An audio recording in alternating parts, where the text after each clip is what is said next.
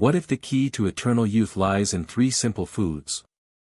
Dr. Elon Musk had spent his entire life searching for the answer to that question. A renowned researcher in the field of aging and longevity, he was on the verge of a breakthrough that could change the way people lived, loved, and aged. But just as his findings were about to shake the world, Dr. Musk disappeared without a trace. No one could explain it. No one could even find a trace of him. The last thing anyone remembered was his final appearance at a prestigious medical conference, where he presented his research on 3 foods that could radically transform the health of people over 60. These foods, according to Musk, held the secret to ageless strength and vitality. And then, nothing. Dr. Musk vanished. It wasn't just a scientific mystery, it was a puzzle that captivated the public. His groundbreaking study promised to rewrite everything we thought we knew about aging.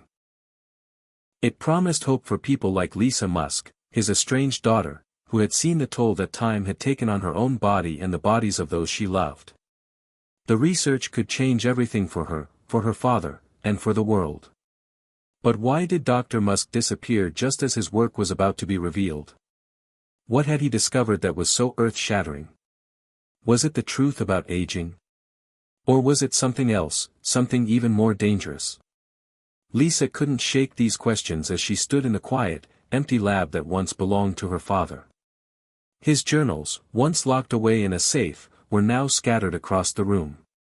She had always been skeptical of her father's work, dismissing his wild ideas about longevity and the power of food. He had always been an eccentric figure, obsessed with the idea that the right foods could hold the key to slowing down the clock. But now, after his sudden disappearance, Lisa was starting to wonder. Was there truth to his theories? Had he really unlocked something that could change the world? Hit subscribe and leave a comment with where you're watching from. Lisa said, more out of habit than enthusiasm, as she stood in front of her father's old research desk. It was a video message for the few thousand followers she had on her health-focused channel. But today, she wasn't in the mood for the usual content about fitness trends or beauty secrets. This wasn't a video about some new diet fad. This was personal. This was about finding out what happened to her father, and what he had discovered. Lisa turned off the camera, feeling the weight of the silence settle around her. She sat down at the desk, flipping open one of her father's notebooks. His handwriting was familiar, yet distant, almost like a riddle. He had always been a man of few words, but when it came to his research, the notes were filled with feverish scribbles and half-formed thoughts. Yet, in the chaos of the words, a pattern started to emerge. The 3 foods. Wild salmon. Fermented kimchi. Dark chocolate. 3 foods. That's all.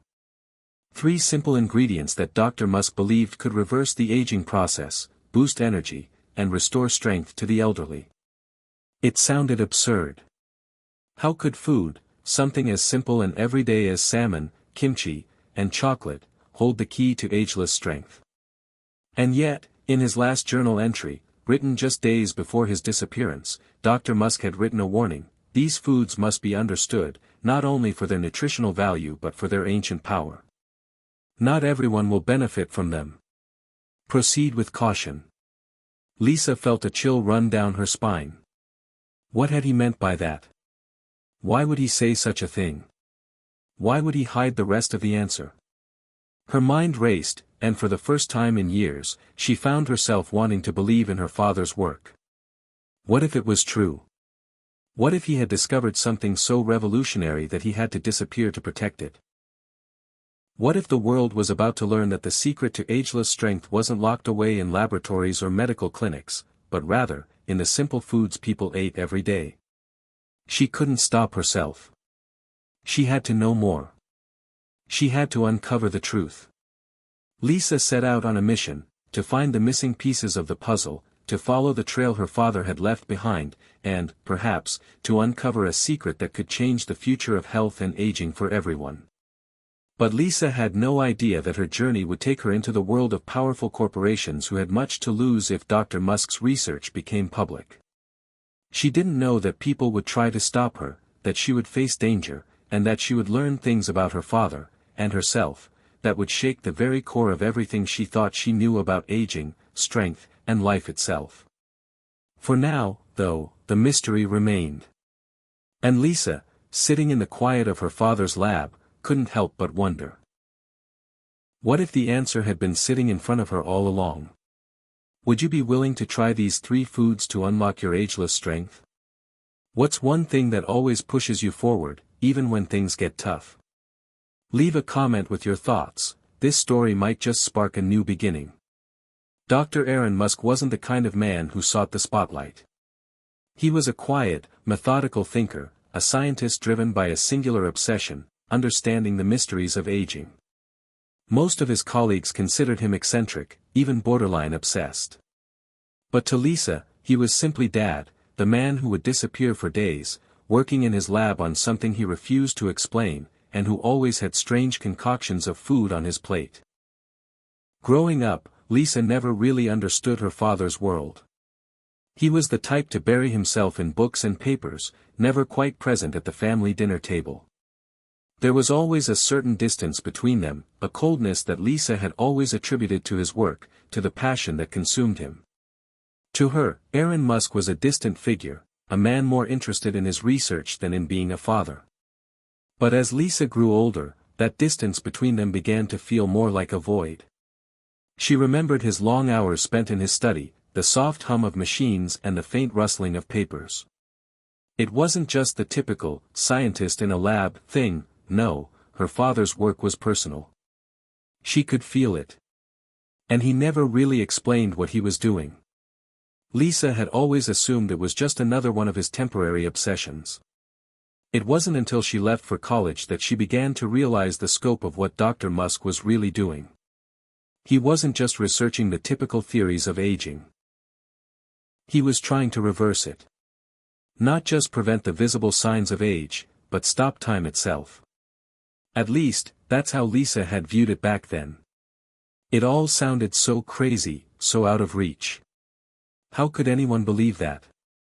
And yet, the more she read in her father's journals, the journals she had never thought to examine while she was growing up, the more it became clear, he truly believed that aging could be slowed, even reversed, with the right diet and lifestyle.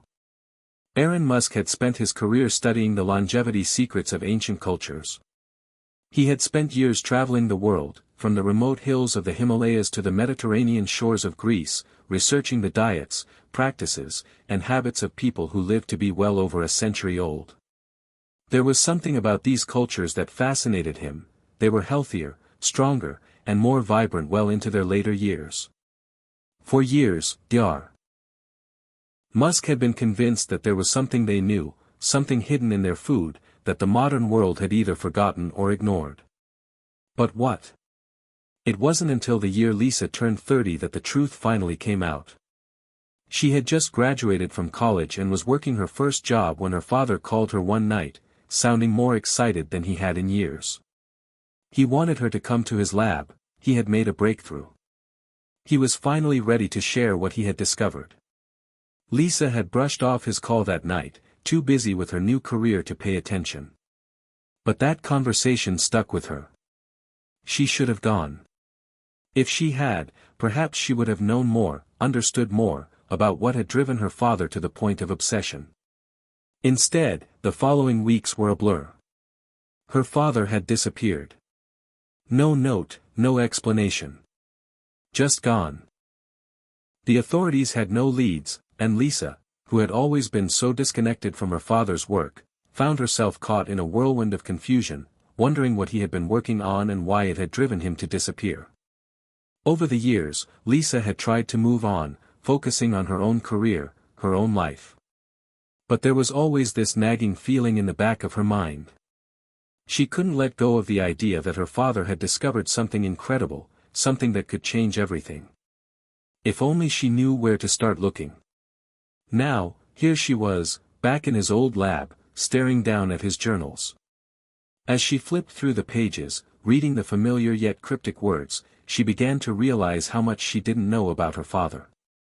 Dr. Musk had been driven by a singular vision, one that most people thought was impossible.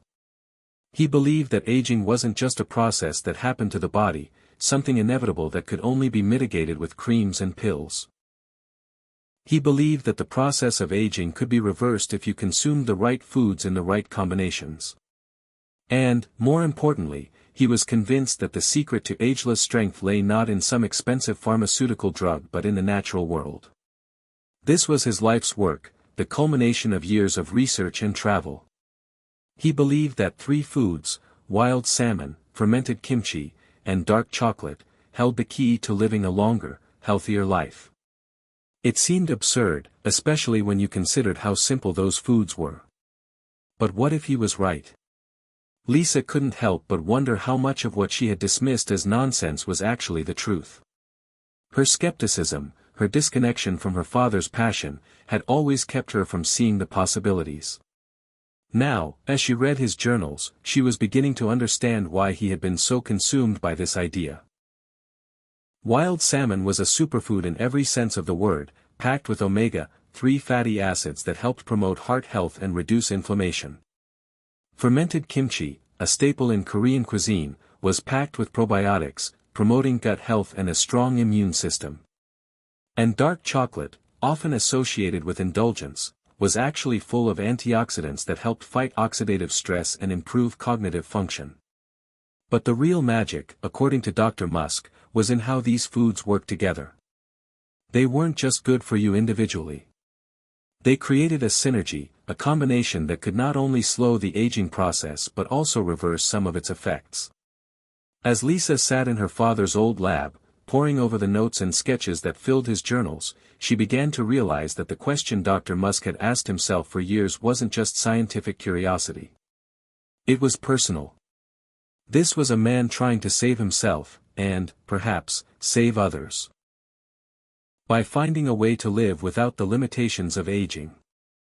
Lisa looked down at one of the final journal entries, dated only a few weeks before his disappearance. In it, Dr. Musk had written, "I believe I am on the verge of unlocking something that will change everything. But not all will be ready for what I've discovered. It is a secret for a reason." The weight of those words hit Lisa like a ton of bricks. What had her father truly uncovered? And why had he gone to such great lengths to protect it? She stood up, feeling a renewed sense of purpose wash over her. She was no longer just the skeptical daughter. She was a part of this story now. It was time to find the truth. The first hint of something dangerous came when Lisa received the email. It was late, and the city outside her apartment window was quiet, the hum of life softened by the distance. She had been reading through her father's journals all day, trying to make sense of the pages of cryptic notes and half-formed theories. She had to understand it. Understand why he had gone so far, why he had hidden his findings so deeply. And then, out of nowhere, an email notification popped up on her screen. The sender's name made her heart skip, Dr. Nathaniel Cross. Dr. Cross was a colleague of her father's, one of the few people who had been a part of his inner circle. But there was always something off about Cross. He was a brilliant scientist, yes, but there was an ambition in him that Lisa had always found unsettling. He and her father had clashed more than once over their differing views on longevity, especially when it came to Dr. Musk's unorthodox theories about diet and aging. Lisa hesitated, fingers hovering over the keyboard. She had heard rumors of Dr. Cross's involvement in her father's work, but she never paid them much attention. Until now. She clicked open the email. "Lisa, I know you've been looking into your father's research. There's something you need to understand. What Aaron discovered isn't just a medical breakthrough. It's something far bigger than you think. If you want to learn the truth, meet me tomorrow at midnight. The details will be explained in person. Don't trust anyone else." Her fingers trembled as she read the message again, as if trying to make sense of the words. Why meet at midnight? Why so cryptic? Lisa's mind raced. Was this a trap? Was Dr. Cross really someone she could trust, or was he just trying to cover up his own involvement in whatever had happened to her father? There was no way she could ignore the email. She needed answers, and this was the first real lead she had. but everything about it screamed danger. Midnight meetings in dark corners never ended well. She leaned back in her chair, her eyes darting across the room. Her father's old research desk was cluttered with papers, but now, more than ever, it felt like a dead zone, an inescapable place of answers and questions that never fully connected. The truth was, Lisa had never truly trusted Dr. Cross. She had always thought of him as opportunistic, the kind of person who would take advantage of anyone, even if it meant betraying the very person who had believed in him. And yet, Dr. Musk had always spoken highly of him. Despite their professional disagreements, her father trusted Cross with his most sensitive findings. Could this meeting lead her to answers about her father's disappearance, or was it a setup? Lisa didn't have time to second-guess herself. She was already in too deep. If she wanted to uncover the truth about her father's work and what had happened to him, she had to follow the clues, even if it meant walking straight into the unknown. The next night, she found herself standing in front of an old, nondescript building on the outskirts of town.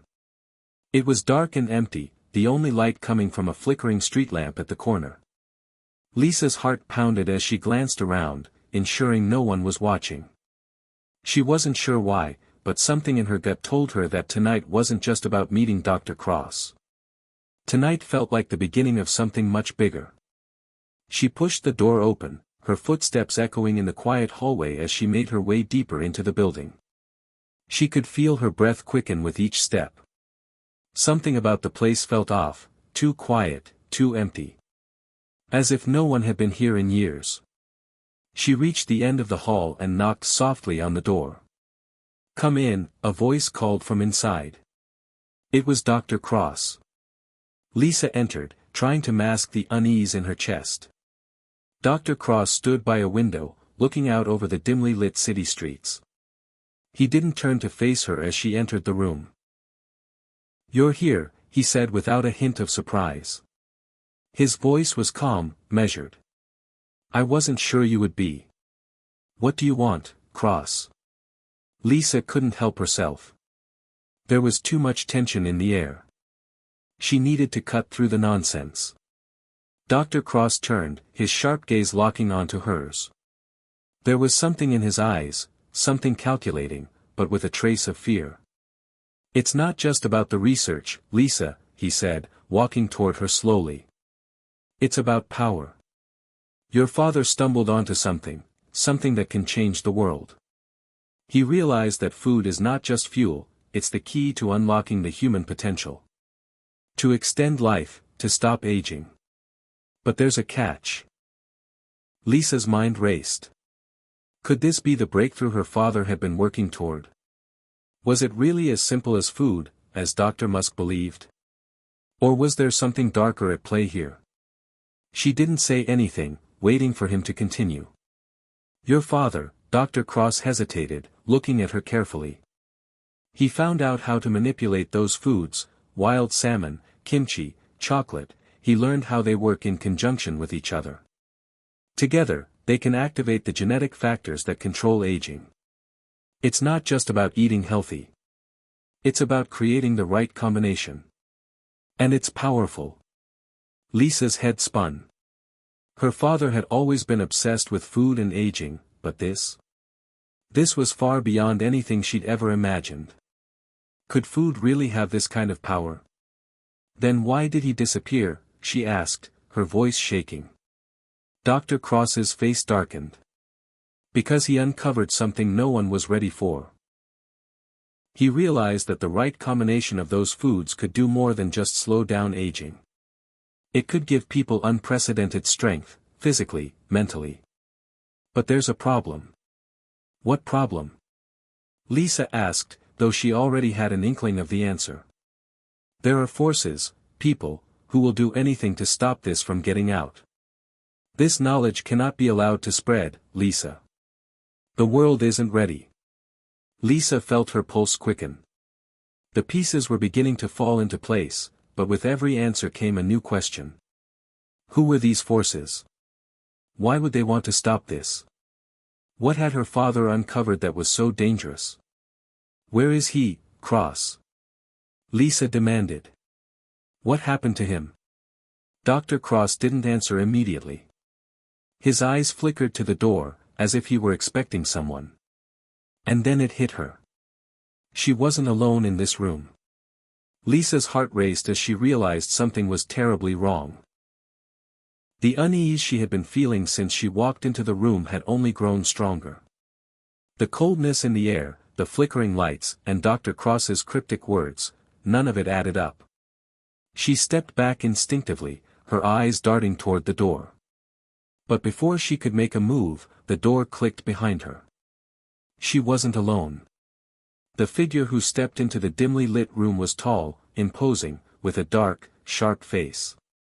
He was dressed in black from head to toe, his presence commanding, like a shadow that had emerged from the depths. Lisa's stomach tightened. Her mind raced, trying to make sense of the situation. Dr. Cross, seeing her reaction, quickly moved to stand between her and the newcomer. "Lisa, this is Marcus Blackwell," he said with a voice that betrayed a trace of fear. "He's not someone you want to cross." Marcus Blackwell said nothing. His cold, unblinking stare was enough to send a chill running down Lisa's spine. The name didn't sound familiar, but everything about his presence screamed danger. "I don't know who you are, but I don't have time for this," Lisa said, her voice shaky but defiant.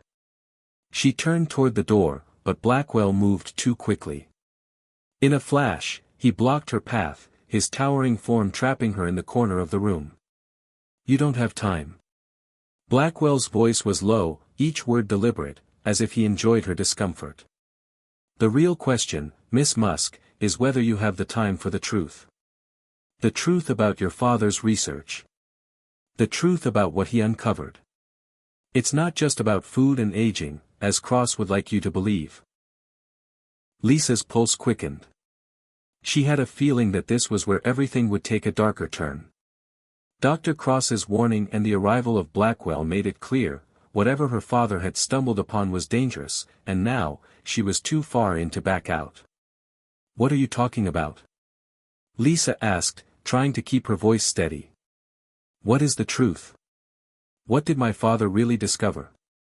Blackwell's eyes flickered with something that almost resembled pity, but it quickly turned to coldness again. "Your father was more than a scientist. He was a visionary. But not in the way you think. He thought he could control it. He believed that if he found the right combination of foods, he could not only stop aging but trigger a kind of transformation, a physical and mental rebirth.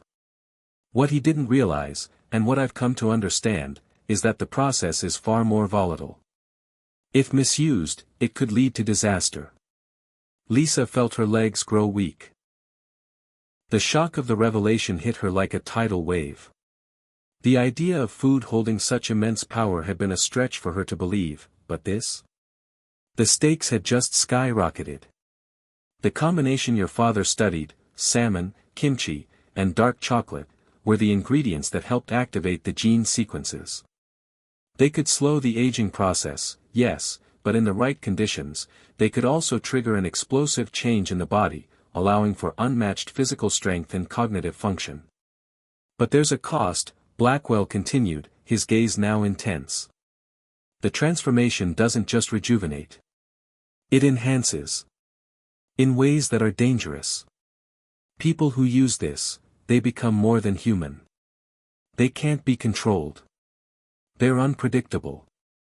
Lisa tried to process what he was saying, her mind racing. "So, you're saying my father found a way to give people superhuman abilities? And now you're going to stop it from getting out?" Blackwell smiled, but it was a cold, dangerous smile. "It's not about stopping it. It's about controlling it. If your father's research were to fall into the wrong hands, it would be catastrophic. There are powerful groups, governments, and individuals who would stop at nothing to harness this power. I've spent years trying to prevent it from spreading. Your father's work, it was too close. Too dangerous." Lisa's head was spinning. Her father had always been obsessed with preventing aging, but this? The ramifications were unimaginable. Was Blackwell telling the truth?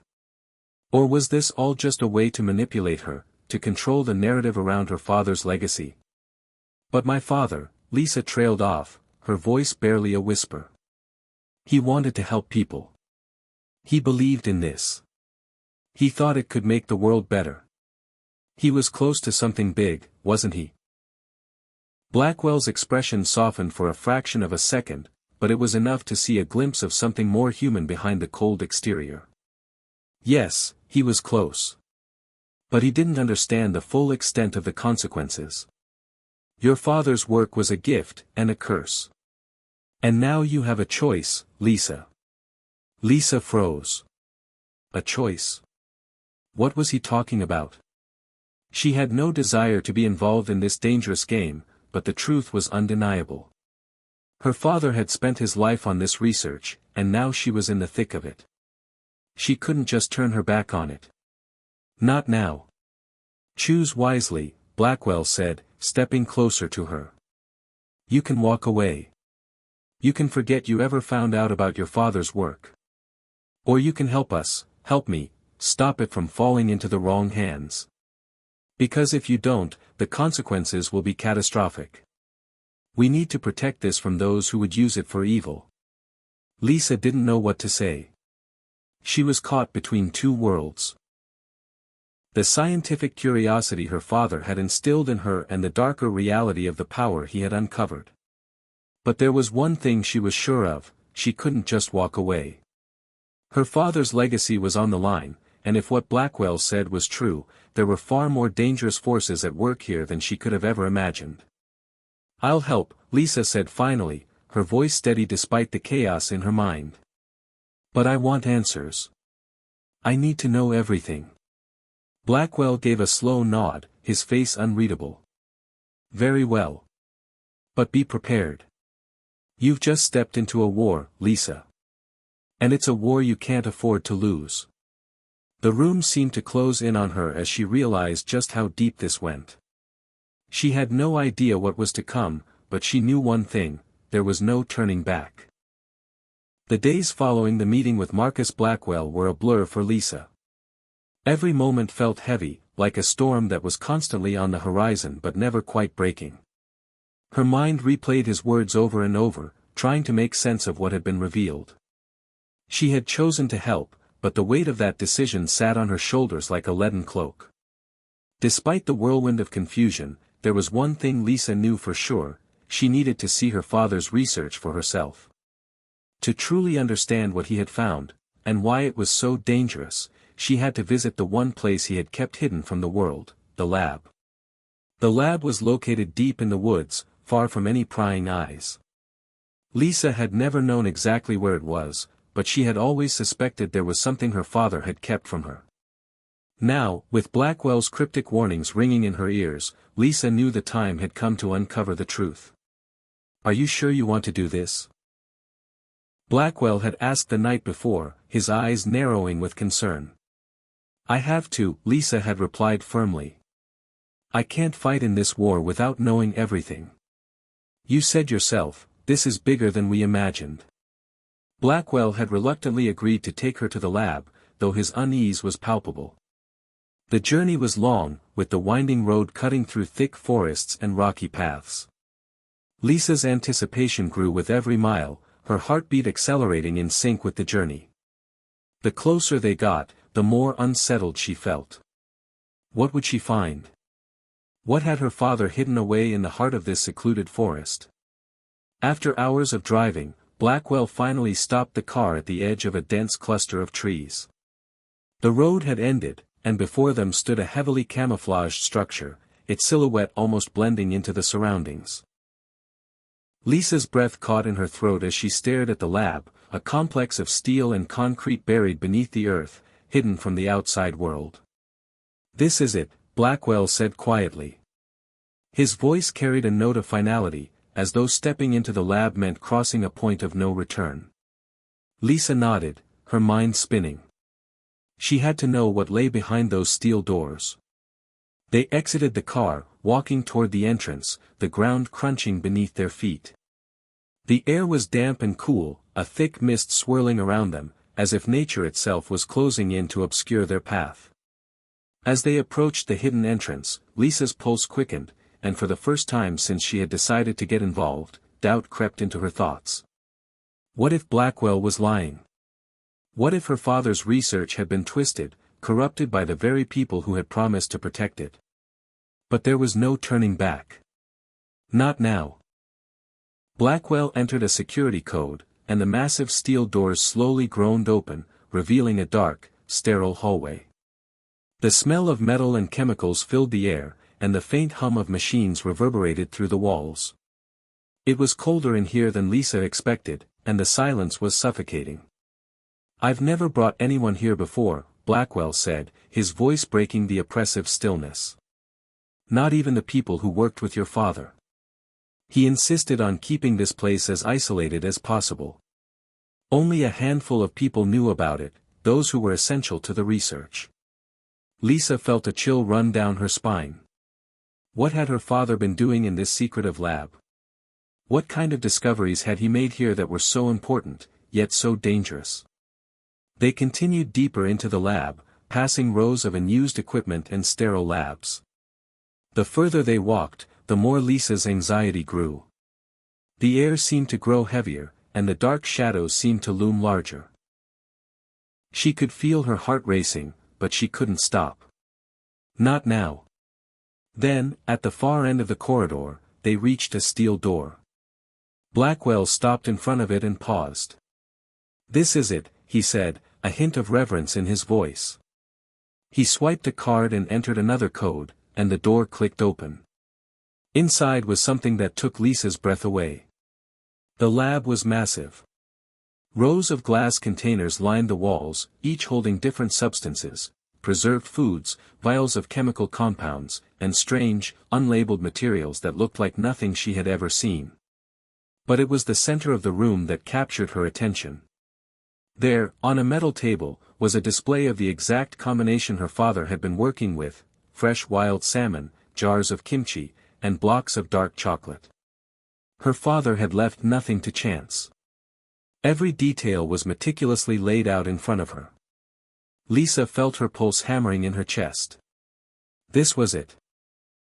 This was the research that had consumed her father's life.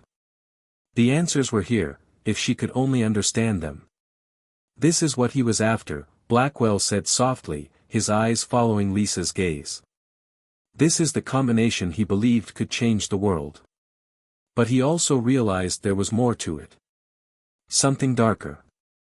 Lisa stepped closer, her mind whirling. She reached out tentatively to touch the glass container holding the salmon. The coldness of the glass sent a shiver through her fingers. She turned to Blackwell. What went wrong? Why didn't he just share this with the world? Blackwell hesitated, his jaw tightening. Because once he realized the full potential of what he had discovered, once he saw the power that could be unlocked through the combination, he understood the consequences. He knew it could be dangerous in the wrong hands. But he couldn't stop. He was too far gone. Lisa stared at the lab's contents, trying to piece it all together. She wanted to believe that her father had been trying to help the world, but something didn't sit right. The idea of manipulating food to the point where it could alter a person's genetic makeup was too much to comprehend. Was her father a visionary, or had he been reckless? Blackwell took a step closer, his voice low. Your father didn't just want to slow down aging. He wanted to transcend it, to evolve. To reach a new stage of human potential. He was obsessed with immortality, Lisa. And that obsession led him down a dangerous path. Lisa turned to face him, her chest tightening. And now you want me to stop it? Blackwell didn't respond right away, but his eyes were filled with something that almost looked like regret. I want you to understand the full scope of what's at stake. This isn't just about stopping your father's research from falling into the wrong hands. It's about preventing a war. A war over the power to change what it means to be human. Lisa felt the weight of his words hit her like a physical blow. Her father's work wasn't just groundbreaking science, it was the spark that could set off a revolution. A revolution that could tear the world apart. She had come here seeking answers, but now, she was beginning to understand that the answers might be far more complicated than she could have imagined. Lisa stood in the heart of the lab, her mind spinning. The weight of everything she had just learned settled over her like a thick fog. The combination of foods her father had uncovered, the salmon, kimchi, and dark chocolate, had the potential to change everything. But Blackwell's warning echoed in her ears: this wasn't just a breakthrough in science. It was a Pandora's box. And now, Lisa was standing at the threshold of a future that could either heal or destroy the world. Her heart ached as she looked at the lab. This place, the sanctuary of her father's dreams, was now a place of dread. It felt like a tomb. A tomb for the man who had believed so strongly that he could save the world, only to find out that the very thing he had hoped would protect humanity could, instead, be its undoing. "Lisa, you have to understand," Blackwell's voice interrupted her thoughts. He had stepped closer, his face shadowed by the dim lights overhead. "This isn't just about your father's legacy. It's about the future. We can't let this power fall into the wrong hands." Lisa slowly turned to him, her eyes searching his for some hint of sincerity. But Blackwell's expression was unreadable. There was no warmth, no real compassion, just cold, unyielding determination. She realized then that, despite everything, he wasn't her ally. He was just as much a part of this dangerous world as the people he warned her about. "I get it," Lisa said, her voice firm. "But that doesn't change the fact that my father believed in this. He knew what he was doing. If he was so sure about its potential, then why should I let fear control everything? Maybe the world needs this. Maybe we need this." Blackwell shook his head, his eyes narrowing. "You're naive if you think this will be used for good. People will use this to control, Lisa. They will exploit it for power. Imagine what would happen if someone like Marcus Blackwell, or worse, got their hands on this kind of research. The world as we know it would crumble." Lisa's heart pounded as Blackwell's words sank in. She had spent so many years believing in her father's idealism, that one day, science would save the world. But now, the path ahead seemed infinitely more complex. This wasn't just about her father's work anymore, it was about choosing the direction the world would take. "You're asking me to choose," Lisa murmured. "Choose to destroy my father's legacy. Or to risk everything." Blackwell nodded, his expression hardening. "Yes.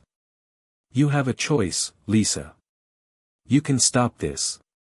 Or you can let it spiral out of control." Lisa walked away from the lab table, her footsteps echoing in the vast emptiness of the room. She needed space to think. To breathe. She ran her hands through her hair in frustration, as the weight of her decision pressed down on her chest. "I don't know what to do," she whispered to herself. "How am I supposed to make this decision? I don't even know if my father's vision was right. How can I just throw it all away? But if I don't?" The silence in the lab was broken only by the soft hum of the machinery, and Lisa realized something: her father's legacy wasn't just a matter of science. It was a matter of humanity. And that was a choice that no one person could make lightly. She turned back to Blackwell, meeting his gaze head-on. "You say you want to stop it from getting into the wrong hands, but the truth is, maybe we're already too late. What if it's already out there? What if someone else has figured it out, and we just haven't seen it yet?" Blackwell's eyes widened slightly. For the first time, he seemed unsure, as if Lisa had struck a nerve. He remained silent, his jaw tightening as though wrestling with the implications of her question. "I want to help," Lisa continued, her voice stronger now, tempered by the gravity of the moment. "But I can't help if you don't trust me. This isn't just about your mission, Blackwell. It's about the world. And it's about making sure that whatever happens next, it's done right." For a long moment, Blackwell said nothing. The tension in the air was palpable, a suffocating silence that seemed to stretch on forever. Finally, he exhaled, the breath coming out in a soft, resigned huff. "I never wanted this to be your fight, Lisa. But it is.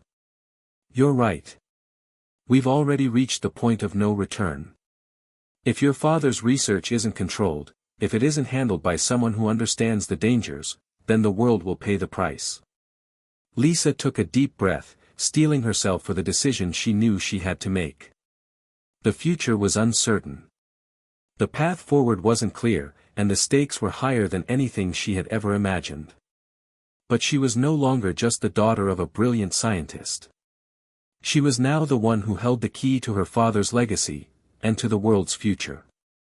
I will help you, Lisa said, her voice calm but resolute. But I will do it on my terms. We will find a way to make this work. A way that doesn't sacrifice everything. We'll keep this power out of the hands of the corrupt, but we won't destroy it. There has to be a way to use it responsibly. Blackwell studied her for a long moment, his sharp gaze never leaving her face. For the first time since she had met him, she saw something resembling approval flicker in his eyes. It was fleeting, but it was there. Very well, he said, his voice quieter now. We do this together. But know this, Lisa, the moment we step out of this lab, the world will change. The world will come after us. And there's no turning back. Lisa nodded, her heart pounding with a mixture of fear and determination. I'm ready. Let's make sure my father's work doesn't destroy everything he ever believed in. Lisa and Blackwell stood in silence for a moment, the enormity of their decision sinking in. The lab around them, with its secrets and its promises, seemed to pulse with a life of its own. But for Lisa, the true work was only just beginning. As she looked back at the lab's cold, sterile walls, she felt a sense of finality. This was no longer just about science. This was about ensuring that her father's vision did not become a weapon, but a tool for something greater. A tool for humanity's future.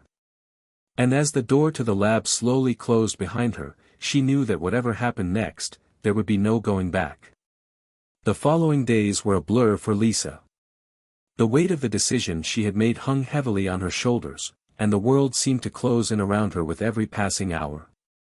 She had agreed to help Blackwell safeguard her father's research, but she was beginning to realize just how dangerous that promise was. There was no turning back now. And, as Blackwell had warned, the world would come for them. Despite her resolve, the ever-present uncertainty gnawed at her. Lisa couldn't shake the feeling that something wasn't right. The world had never been prepared for the kind of power her father's research represented, and now that power was in their hands. What if they weren't equipped to control it? What if, in trying to protect the world from her father's discoveries, they unwittingly unleashed something far worse? The day after their visit to the lab, Lisa received a call that sent a chill through her spine. It was from her mother, who had been out of touch since her father's death. She had always stayed in the background, keeping her distance from the world her husband had so fiercely controlled. But now, there was something in her voice that Lisa had never heard before, urgency. Lisa, we need to talk, her mother said. Meet me at the old house. Tonight. Lisa was taken aback. Her mother had never been the type to ask for her presence. In fact, it had been years since they had spoken in person, her mother preferring to keep things formal and distant. But the tone in her voice was different now, something was wrong. Mom, what's going on? What's happened? Lisa asked, her mind racing with possibilities. You need to come, Lisa, her mother said, almost pleading. I don't know how much longer we have. Please, just trust me. Lisa agreed, though unease gnawed at her the entire drive. The old house, where she had grown up, was situated in a quiet, almost desolate part of the city. It had once been filled with laughter and warmth, but now it stood as a cold, empty shell, a relic of a time before her father's obsession had taken over their lives. When Lisa arrived, the door to the house was slightly ajar, as if someone had been expecting her. The moment she stepped inside, she was hit with the heavy scent of dust and aged wood. The house felt abandoned, as though it had long since lost its life. And yet, there was something unsettling about the silence that enveloped the space. Mom. Lisa called out, her voice echoing through the empty hall. She heard a soft shuffle from upstairs, followed by a faint sigh. Moments later, her mother appeared, her face pale and drawn. She looked older than Lisa remembered, her once vibrant eyes now clouded with something darker. "I didn't want you to get involved," her mother said, her voice quivering. "But now, it's too late. You've already stepped into something you can't undo."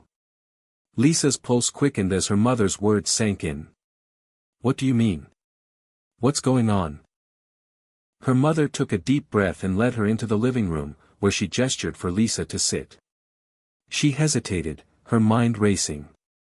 Something about the way her mother was acting felt wrong. "After your father passed away, I found something," her mother began, her voice low. "Something that he had hidden. I didn't know what to make of it at first, but now, I realize it's connected to everything. To the research. To the foods. To everything your father was doing before he died." Lisa sat up straighter. "What did you find, Mom? What are you talking about?" Her mother handed her an old leather-bound journal, its pages yellowed and brittle with age. The cover was embossed with her father's initials, RJS. Lisa opened the journal cautiously, the first few pages filled with technical notes and calculations that made little sense to her. But as she flipped through, one entry caught her eye. It was dated just a few weeks before her father's death. Lisa began reading aloud, her voice trembling as she read the words her father had written. "The combination of these foods, salmon, kimchi, and dark chocolate, can trigger a process. But it's not just about anti-aging. It's about transformation. Humanity can evolve beyond its current limitations. We have the ability to manipulate the very building blocks of life itself. But with this power comes great danger. There will be consequences, and they will not be foreseeable." Lisa's mind raced. This entry confirmed what she had suspected. Her father had known the risks, and yet, he had gone forward with his research anyway. But what struck her most was the final line, "The consequences will not be foreseeable." Her mother took a seat beside her, her face grim.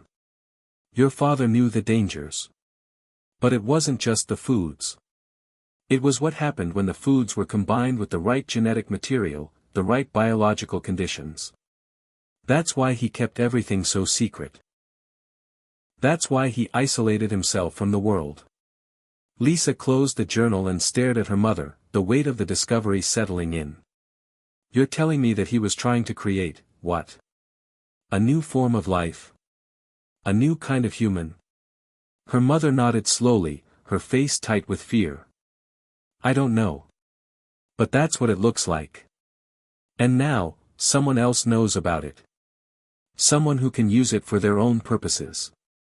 Suddenly, everything clicked into place. Lisa's thoughts flashed to Blackwell and his warnings. The power to change the course of humanity was within reach. And there were others out there who would stop at nothing to harness that power. Before she could speak again, a loud crash echoed from the hallway, followed by rapid footsteps. Lisa's heart jumped into her throat. The air in the room shifted, the tension palpable. Her mother's eyes widened in panic, and she leapt to her feet. "Hide! Now," her mother hissed. Lisa didn't hesitate. She ran toward the staircase, her breath ragged, her mind racing. Someone was here. Someone had found them. And it was too late to turn back. As Lisa bolted into the darkened hallway, she could hear the sound of footsteps drawing closer. The pursuit had begun. The house was silent except for the frantic beating of Lisa's heart. The footsteps in the hallway were growing louder, more urgent, and closer with every passing second. She pressed her back against the cold, darkened wall of the hallway, trying to quiet her breath. The air in the house felt thick with danger, as if every creaking floorboard and every gust of wind could betray her presence. She had no idea who was after her, but the urgency in her mother's eyes had told her everything she needed to know. "Lisa," her mother's voice called out from downstairs, breaking through the haze of fear. Her mother's voice was sharp, urgent. But there was no time to waste. Lisa looked around in desperation for an escape. The back door was too obvious. She could hear the intruder moving quickly toward it. The front door was locked, but there was a small window above the kitchen sink. It wasn't much, but it might be enough. Lisa sprinted toward the kitchen, glancing over her shoulder as she did. The house felt suffocating now, as if every room was closing in on her. She had to move faster, she told herself, or everything was going to be over. The kitchen was still lit from the fading light of the afternoon, casting long shadows across the room. Lisa climbed onto the counter, ignoring the dull pain in her legs from the sudden movement. She reached up, sliding the window open, and then, without thinking, she hoisted herself through it. The cool air hit her skin, and the shock of it took her breath away. Lisa, her mother's voice reached her again, but this time it was distant. Lisa dropped to the ground outside with a thud. Pain shot through her legs as she landed awkwardly on the soft grass. She scrambled to her feet, glancing quickly around. Her mind was racing. She had to get out of there.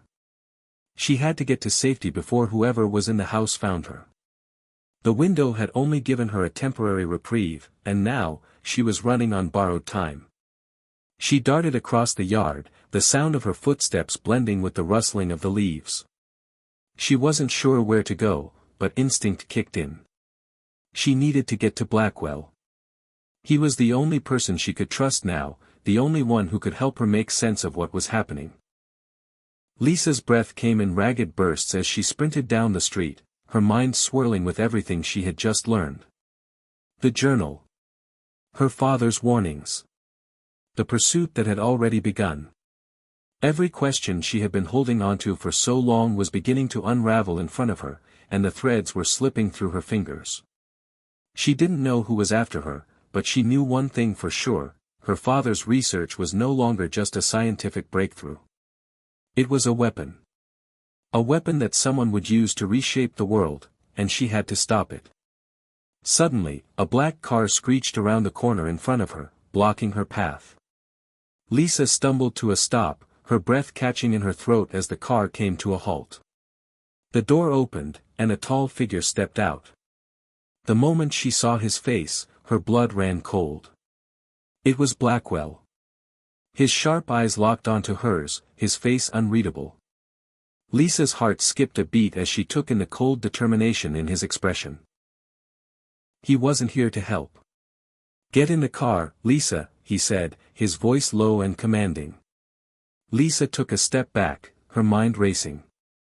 She was trapped. She knew that Blackwell was powerful, but she never thought he would turn on her. Not like this. "Stay away from me, Blackwell!" Lisa shouted, her voice shaking with both fear and anger. "What's going on? What do you want from me?" Blackwell's eyes softened for a moment, but only for a brief second. He was clearly struggling with something that wasn't just about the mission anymore. Lisa could see it in the tightness of his jaw, the clenching of his fists. But that brief flicker of humanity quickly vanished, replaced with the unyielding resolve she had come to expect. "It's not just about your father's research anymore, Lisa," Blackwell said, his voice flat, cold.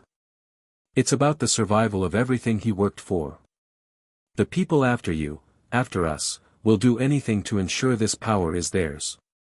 I'm trying to protect you." Lisa's heart raced. She didn't know whether to trust him, but right now, she had no other option.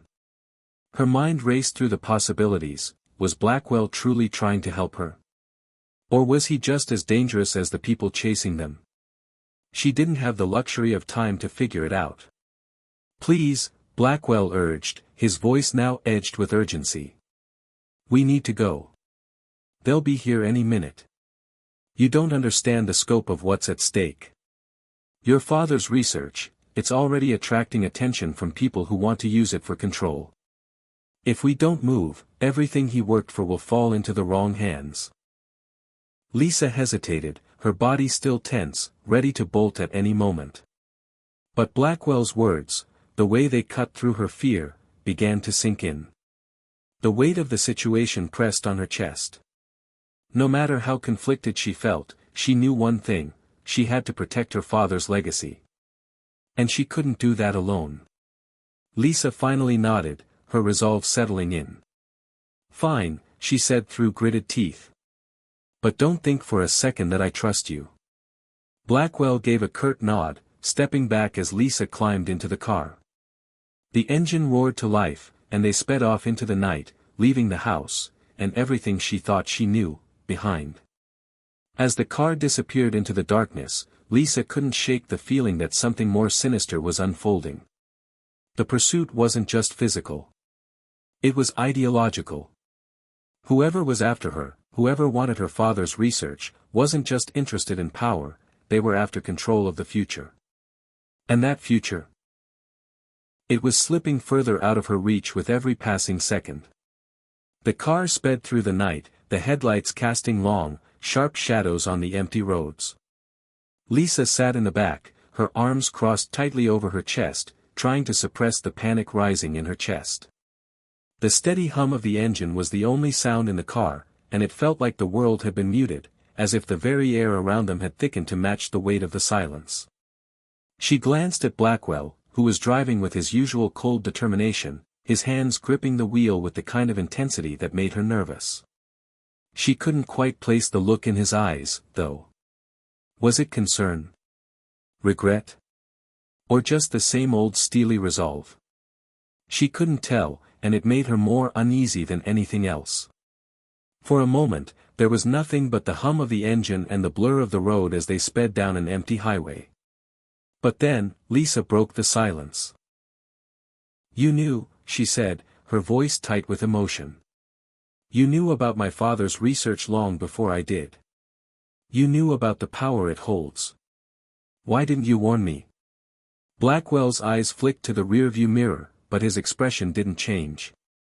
"I didn't want to involve you," he replied, his voice surprisingly calm. "The less you knew, the safer you would be. I've tried to protect you, Lisa." Lisa shook her head, disbelief flooding her veins. "Protect me? By lying to me? By keeping me in the dark about everything?" "I didn't want you to get caught in this mess," Blackwell said, his voice steady but with an edge of frustration. "You're already in danger, whether you want to be or not. If you knew the truth, it would have been worse. Now we're both in it." Lisa's heart pounded as the weight of his words settled on her. She could feel the anger building, like a fire slowly spreading within her. She had trusted him. She had believed that Blackwell was the one person she could rely on in this nightmare. But now, she wasn't so sure. "Tell me the truth, then," she demanded. "What exactly do you want from me? Why are we running from people who want my father's research?" Blackwell's jaw clenched. "You're not just running from them. You're running from the future. Your father's research is the key to human evolution. It's the ability to rewrite the rules of biology. But there are others who want that power for themselves. They'll stop at nothing to get their hands on it, and if that means eliminating anyone in their way, they'll do it." Lisa felt a shiver run down her spine as she processed his words. The weight of what he was saying hit her like a punch to the stomach. Her father's research wasn't just some scientific breakthrough. It was the key to something much bigger, and much more dangerous. "And what about you, Blackwell?" she asked, her voice trembling. "What do you want? What's your endgame in all of this?" There was a long pause. For a moment, Blackwell didn't answer, his focus entirely on the road ahead. Lisa could see the tension in his body, the way his fingers tightened around the steering wheel as if he were trying to hold himself together. Finally, he spoke, his voice quieter now. "I didn't ask for this, Lisa. I didn't ask for the responsibility of safeguarding your father's work. But now I have no choice. If I don't stop them, the world will change in ways we can't predict. People will use your father's research to control others. To create an army. To manipulate human life itself." Lisa was silent for a moment, the reality of the situation settling on her like a cold weight. She had been living in the shadow of her father's work for so long, but now she realized just how deep it ran. Her father hadn't just been obsessed with science, he had been on the brink of unlocking something that could change the very fabric of humanity. And now, that same research was threatening to tear the world apart. "We can't let them get it," Lisa said softly, more to herself than to Blackwell. "We won't," Blackwell replied, his voice firm. "But we can't do this alone. We need to find others who can help us. People we can trust." Lisa glanced out the window, the passing landscape blurring in the darkness. She couldn't trust anyone now, not even Blackwell. But as much as it hurt, she knew he was right. She was in too deep. There was no going back. She turned back to him, meeting his eyes in the rearview mirror. "Where are we going?" "Somewhere safe," Blackwell said, his tone softer now. "Somewhere we can regroup and figure out our next move." Lisa nodded, though she wasn't entirely convinced.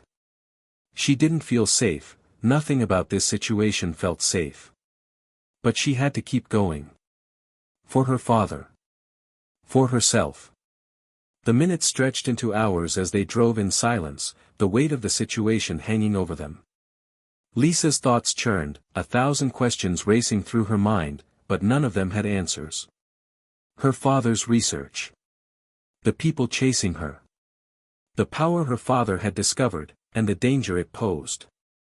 Everything was moving so fast, and Lisa couldn't keep up. She wanted to scream, to run, to push everything away, but she couldn't.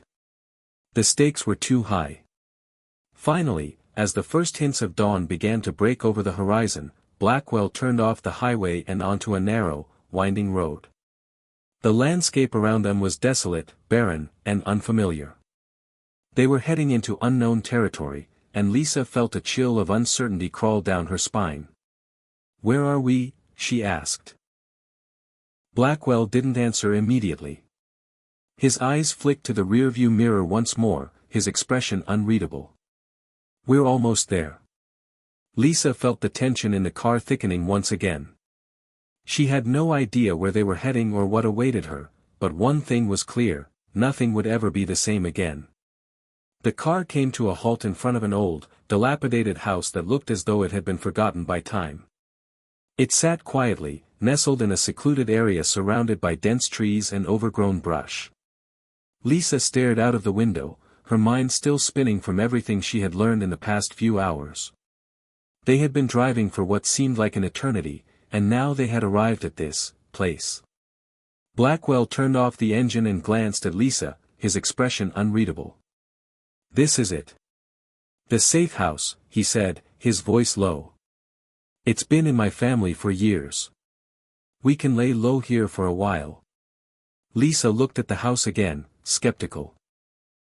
The place looked abandoned, almost as if no one had lived there for decades. The windows were dusty, and the front door was slightly ajar, creaking in the wind. It didn't look like a safe haven, it looked like a forgotten relic of the past. But, as she glanced at Blackwell, she realized she had no choice. She couldn't keep running forever. "Are you sure this is safe?" she asked, her voice full of doubt. Blackwell nodded. "It's the best we've got for now. No one knows about this place. We can rest, regroup, and figure out our next move. But we need to be careful. We can't trust anyone, especially not anyone who might be connected to your father's research." Lisa's heart clenched at the mention of her father. It felt like a lifetime ago that she was living a normal life, working a regular job, and never having to worry about being chased by dangerous people. Now, everything was a blur of danger, secrets, and lies. As she stepped out of the car, Lisa felt the cold bite of the morning air. The house in front of her stood like a silent sentinel, watching over her as she approached the door. With every step she took, a part of her wanted to turn back. But there was no going back. Blackwell was already making his way up the steps to the door, his footsteps steady and assured. He unlocked it and stepped inside, holding the door open for Lisa.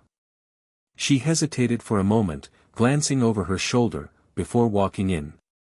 The interior of the house was dark, the only light coming from the faint glow of the early morning sun filtering through the dust-covered windows.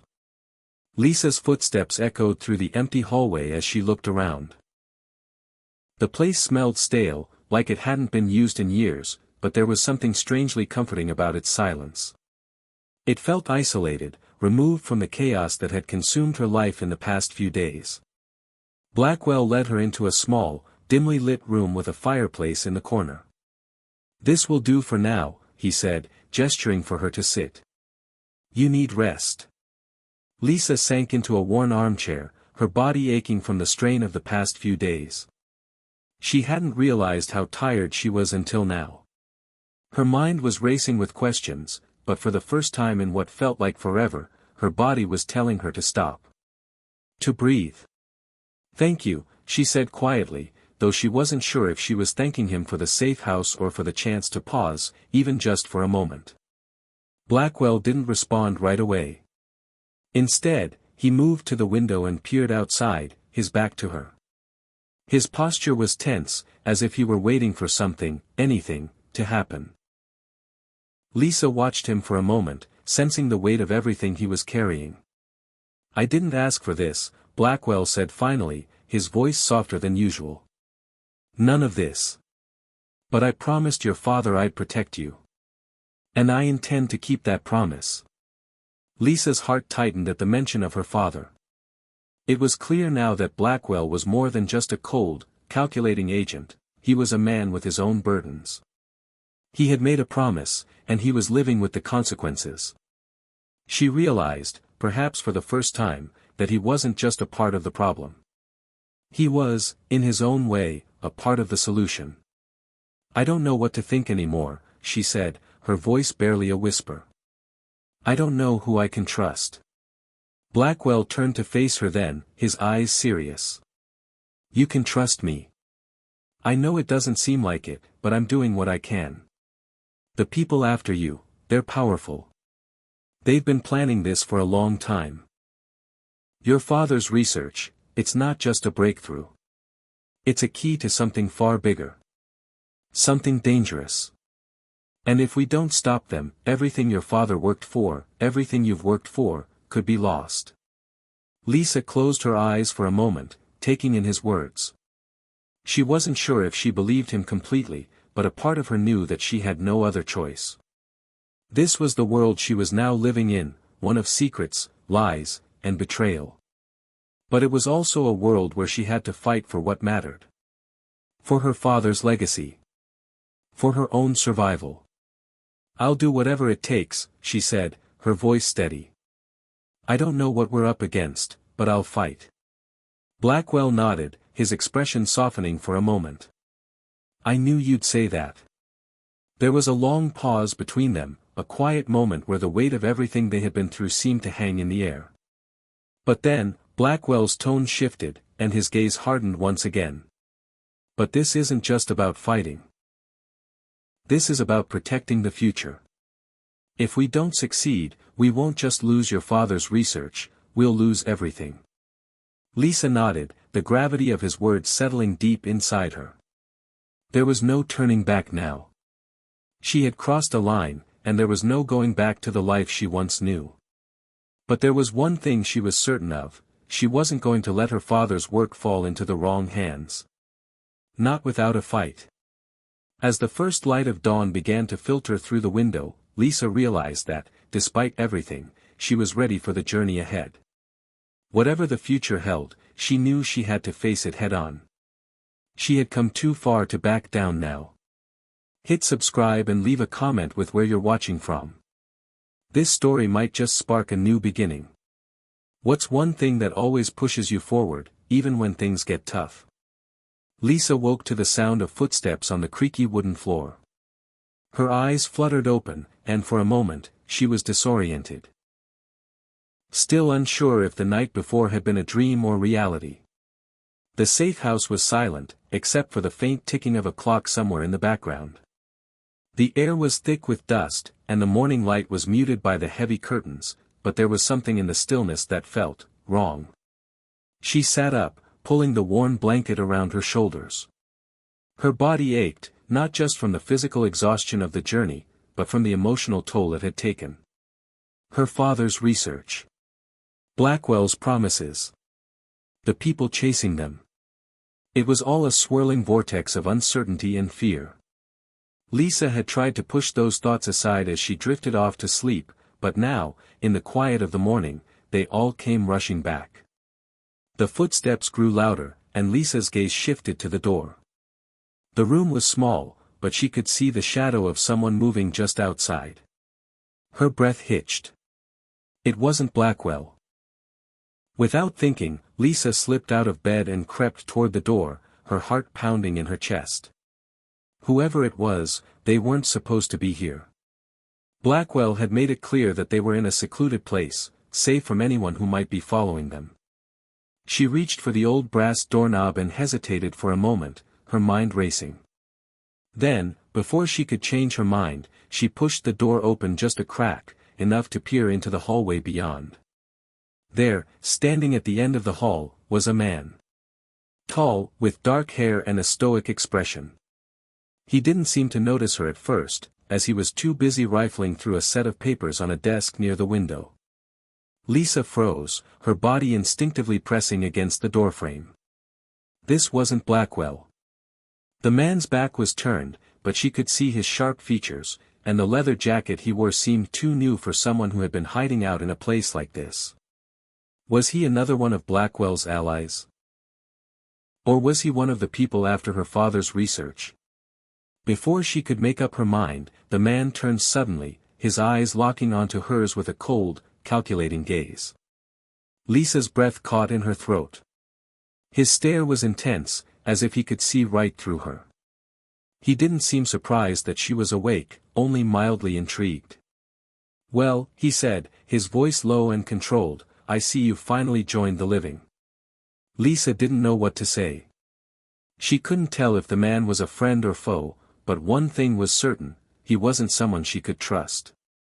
"What are you doing here?" she asked, trying to keep her voice steady.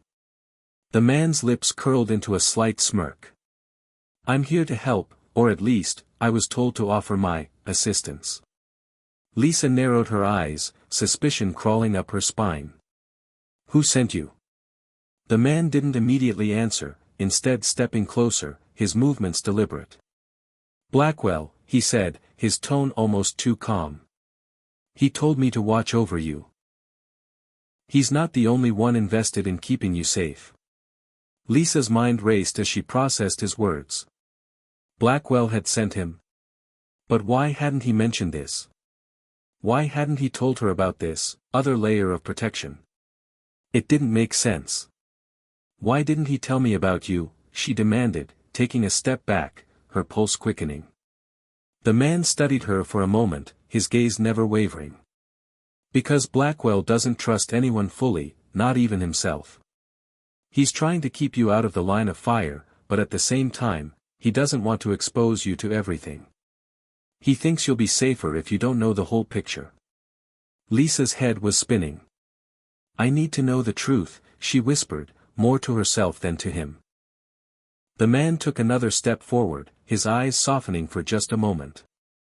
"You will, eventually. But right now, there's something you need to understand. The people after you aren't just after your father's research. They're after you. The knowledge you hold now is dangerous. And they'll do whatever it takes to get it." Lisa shook her head, trying to push away the panic that was rising within her. "I don't know what you mean. I don't have anything. My father's research." "The research is inside of you, Lisa," the man interrupted, his voice urgent. "You carry the key to unlocking everything your father worked on. The data you have, the knowledge your father gave you, it's all encoded within your mind. And that's why they're coming for you." Lisa took a step back, her mind reeling. She had no idea what he was talking about. She didn't have any secret knowledge. Her father had hidden everything in files, encrypted data, nothing that could be easily accessed. Or so she thought. "No," she said firmly, shaking her head. That can't be true. If I had it, I'd know. I'd remember. The man's eyes darkened, and he stepped even closer, lowering his voice. You don't have to remember everything at once. But your mind is connected to the work. That's why they need you. Your father didn't just write down formulas or theories, he encoded them in ways no one has ever understood. That's why Blackwell was sent to protect you. You're not just a bystander in this, Lisa. You're a part of the equation. The weight of his words hit her like a hammer. Her whole world, everything she thought she knew about her father's research, was crashing down around her. She had always assumed that her father's work was something separate from her, something that existed only in the world of science. But now, she realized, she had been wrong. The research had always been tied to her. She had been carrying it with her all along, even if she didn't know it. Her hands trembled as she grasped the edge of the doorframe, her mind spinning. This was bigger than she ever could have imagined. Before she could ask more questions, the man turned and moved toward the window. We don't have much time. They're coming for you. We need to leave, now. Lisa's heart raced, the panic beginning to claw at her throat. Who are they? Who's after me? The man didn't answer right away. His eyes were focused outside, scanning the distant horizon. There's no time to explain everything. We'll get out of here, but we have to move fast. Your life, and your father's legacy, depend on it. The moment Lisa heard the man's words, everything in her world seemed to freeze. Her heart pounded in her chest as she tried to process the magnitude of what he had just revealed. She wasn't just a bystander in her father's work, she was integral to it, unknowingly carrying the very thing that made her a target. Her mind raced, the pieces of the puzzle falling into place, but there was no time to dwell on them. The urgency in the man's voice snapped her back to reality. We need to move now, the man said, his tone leaving no room for argument. Lisa barely had time to think as he grabbed her by the arm and led her through the narrow hallway of the house. Her legs felt heavy, as if her body was rebelling against the gravity of the situation. She hadn't even packed a bag, hadn't thought to grab anything of hers that might matter. All she had were the clothes on her back, and now, she had something far more dangerous inside her mind. The man led her to the back door, and as he opened it, Lisa caught sight of the distant woods beyond. The air felt thick with tension, every second stretching out in an agonizing silence. She couldn't shake the feeling that they were being watched. Stay close, the man said, glancing over his shoulder. We need to get to the car. Lisa nodded, her breath quickening as they moved swiftly down the overgrown path that led toward the trees. Every crunch of the leaves beneath their feet seemed to echo in the otherwise quiet forest, amplifying the fear that gnawed at her. The man, whose identity still remained a mystery to her, moved with a practiced precision. He wasn't just any stranger, he was trained, efficient, and it was becoming increasingly clear that his presence here was more than just an added layer of protection. What's your name? Lisa asked, her voice tight with nerves as they reached the clearing at the edge of the woods. The man was already unlocking a black SUV, its dark exterior blending into the shadows of the trees. He didn't respond immediately, only glancing at her before opening the driver's side door. Call me Sam, he said shortly, before getting into the car and starting the engine. Lisa hesitated for a second longer, feeling a flicker of doubt. This man, whoever he was, could easily be playing her. But she had no choice but to trust him, at least for now. She climbed into the passenger seat without another word, the door slamming shut behind her. As they pulled away from the safe house, Lisa looked out of the window, her thoughts swirling like a storm inside her head. The forest blurred past in a wash of green and brown, but Lisa couldn't shake the feeling that their departure hadn't gone unnoticed. The idea that her father's research, and now, the knowledge within her, was so critical to people who were willing to go to such extreme lengths to possess it, sent a chill down her spine. Who's after me? She asked again, her voice trembling. What do they want? Sam's hands tightened on the steering wheel, his eyes focused on the road. He didn't answer immediately, as though weighing how much he should tell her. Lisa waited, her pulse pounding in her throat. Finally, he spoke. "They're a group called Dominion," Sam said, his voice low and grim.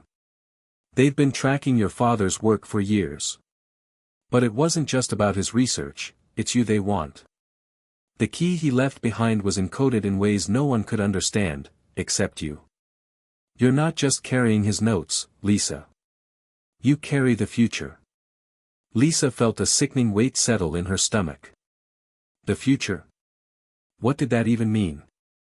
How could her father, who she had always seen as a brilliant but distant man, have known something so big, so dangerous? "You said my father's research was encoded in me. How? What does that mean?" Lisa pressed, her mind racing to comprehend the magnitude of this revelation. Sam's jaw clenched. "I don't have all the answers, but your father's work was far beyond anything anyone had imagined. He was working on an algorithm, something that could revolutionize everything. Imagine a system so advanced it could change how we interact with technology, information, society itself." Lisa's head was spinning. Her father, a man she had always seen as a scientist and a scholar, had been working on something that could alter the course of history. She could hardly believe it, and yet the fear in Sam's eyes made her realize just how real it was. "But why me?" she asked. "Why am I the key?" "That's something only your father truly understood," Sam replied, his voice heavy with regret. "But one thing's for sure, you're more than just a passive observer in this. Your mind is connected to his work in ways that no one could have predicted. The Dominion, the people who are after you, they've been searching for this key for years. Your father knew it would come to this, which is why he had Blackwell protect you." The gravity of his words weighed on Lisa's chest like a boulder. Her life was no longer her own. She wasn't just a victim of circumstances, she was at the center of a battle for something much bigger than herself. And that battle was coming for her, faster than she could have ever imagined. As they drove through the dense, winding roads, Lisa glanced over at Sam. His expression was set in grim lines, his mind clearly elsewhere. This man had seen things, done things, that Lisa couldn't even begin to understand. She had no idea who he really was or what he had been through, but one thing was clear, he wasn't just a protector. He was someone who had a stake in this, someone who knew how high the stakes were. "Where are we going?" she asked, her voice barely above a whisper. "To a place where we can keep you hidden. It won't be for long, but it's the safest option we have right now," Sam replied, his eyes scanning the road ahead. Lisa nodded, trying to steady her nerves. Every minute felt like a countdown. It wasn't just her father's work that was in danger anymore, it was her life, too. The deeper she got into this, the harder it was to see a way out. But there was one thing she knew for sure, she wasn't going to give up. Not now, not when everything had already been set in motion. Whatever this was, whatever her father had left for her, she would face it, head on. She had no choice but to survive. And with that resolve, she watched the world outside blur into the unknown, knowing that the road ahead was darker than she had ever imagined. The SUV rumbled down the winding road, its headlights slicing through the dense forest that surrounded them. Lisa sat in the passenger seat, her hands clenched tightly in her lap, trying to steady her breathing. The weight of Sam's revelations pressed heavily on her chest, each word echoing in her mind. "Dominion," she whispered to herself. "They're after me." Sam's eyes flicked briefly to her before returning to the road. "They're not just after you, Lisa. They're after everything your father built. And you're the key to unlocking it." Lisa turned to him, her voice trembling. "But how? How am I the key?" Sam hesitated, his grip tightening on the steering wheel. "I don't have all the answers. But your father encoded his research in a way that only someone with your abilities could access." Lisa's mind raced. Abilities? What abilities? She was just a regular person, wasn't she? Before she could voice her confusion, the sudden blare of a horn shattered the night. Sam swerved sharply, narrowly avoiding a collision with a black sedan that had appeared out of nowhere. "Stay down!" Sam barked, his voice laced with urgency. Lisa ducked instinctively as the sedan pulled alongside them, its tinted windows hiding the occupants within. A moment later, the sound of gunfire shattered the tension, the bullet striking the side of the SUV with a deafening clang. Sam slammed his foot on the accelerator, the engine roaring to life as he maneuvered the vehicle with expert precision. Lisa's heart raced in her chest as they sped through the forest, the trees blurring past them in a dizzying whirl. "Hold on!" Sam shouted, his voice strained with effort. Lisa gripped the seat, her knuckles white, as the SUV careened around a sharp bend. The black sedan was still on their tail, relentless in its pursuit. "Who are they?" Lisa gasped, her voice barely audible over the roar of the engine. "Dominion," Sam replied grimly. "They'll stop at nothing to get what they want." The chase continued, the forest around them becoming an indistinct blur as Sam expertly navigated the treacherous terrain. Lisa's mind raced, trying to process the whirlwind of information. Her father, Dominion, the encoded research, none of it made sense. Suddenly, the SUV lurched violently, throwing Lisa against her seatbelt. She gasped, her breath catching in her throat as pain blossomed in her side. "Sam!" she cried out, panic rising in her chest. "We're almost there," Sam grunted, his voice strained. "Just a little further." The black sedan pulled ahead, cutting them off. Sam swerved sharply, narrowly avoiding a collision, but the move left them vulnerable. The sedan's occupants opened fire again, the bullet striking the rear of the SUV with a deafening crash. "We need to lose them," Sam muttered under his breath. Lisa's mind raced. She had to do something. She couldn't just sit there and be a passenger in her own life. "Sam," she shouted, her voice filled with determination. "There's a trail up ahead. Take the next left." Sam glanced at her, his eyes wide with surprise. "What?" "Just trust me." Lisa insisted, her voice unwavering. Without waiting for a response, she pointed ahead, her fingers steady despite the chaos unfolding around them. Sam followed her gaze, his expression hardening with resolve. "Hold on," he yelled, yanking the steering wheel to the left. The SUV veered off the main road, plunging into a narrow dirt trail that wound through the dense underbrush. The black sedan hesitated for a moment before following suit, but the uneven terrain quickly proved challenging. Lisa's heart pounded in her chest as they navigated the winding trail, the sound of the pursuing vehicle growing fainter with each passing second. She glanced at Sam, her eyes filled with gratitude. "Nice move," he said, a hint of admiration in his voice. Lisa managed a small smile, relief flooding through her. "I told you I had a plan." They continued down the trail, the forest around them growing darker and more foreboding. The air was thick with tension, each rustle of leaves or snap of a twig sending their nerves into overdrive. "Where are we going?" Lisa asked, her voice barely above a whisper. "To a safe house," Sam replied. "It's not much, but it's secure." Lisa nodded, her mind still reeling from the night's events. She had no idea what awaited them at the safe house, but she knew one thing for certain: her life had changed forever. As they approached the safe house, a small, nondescript cabin nestled deep within the forest, Lisa felt a flicker of hope. It was a small victory, but it was something. Sam brought the SUV to a stop in front of the cabin, cutting the engine. He turned to Lisa, his expression serious. "We're not safe yet," he said quietly. Lisa nodded, her resolve hardening. She didn't know what the future held, but she was ready to face it head-on. Together, they stepped out of the SUV, the night air cool against their skin. The forest around them was eerily silent, as if holding its breath. Sam led the way to the cabin, his movements cautious. Lisa followed closely behind, her senses alert to every sound, every movement. As they entered the cabin, Lisa felt a sense of unease settle over her. The walls were bare, the furniture sparse. It was functional, but it lacked warmth. Sam locked the door behind them, securing the cabin against any potential threats. He turned to Lisa, his expression grim. "We'll rest here for the night," he said. "But we can't stay long." Lisa nodded, her mind racing. She had so many questions, so many things she needed to understand.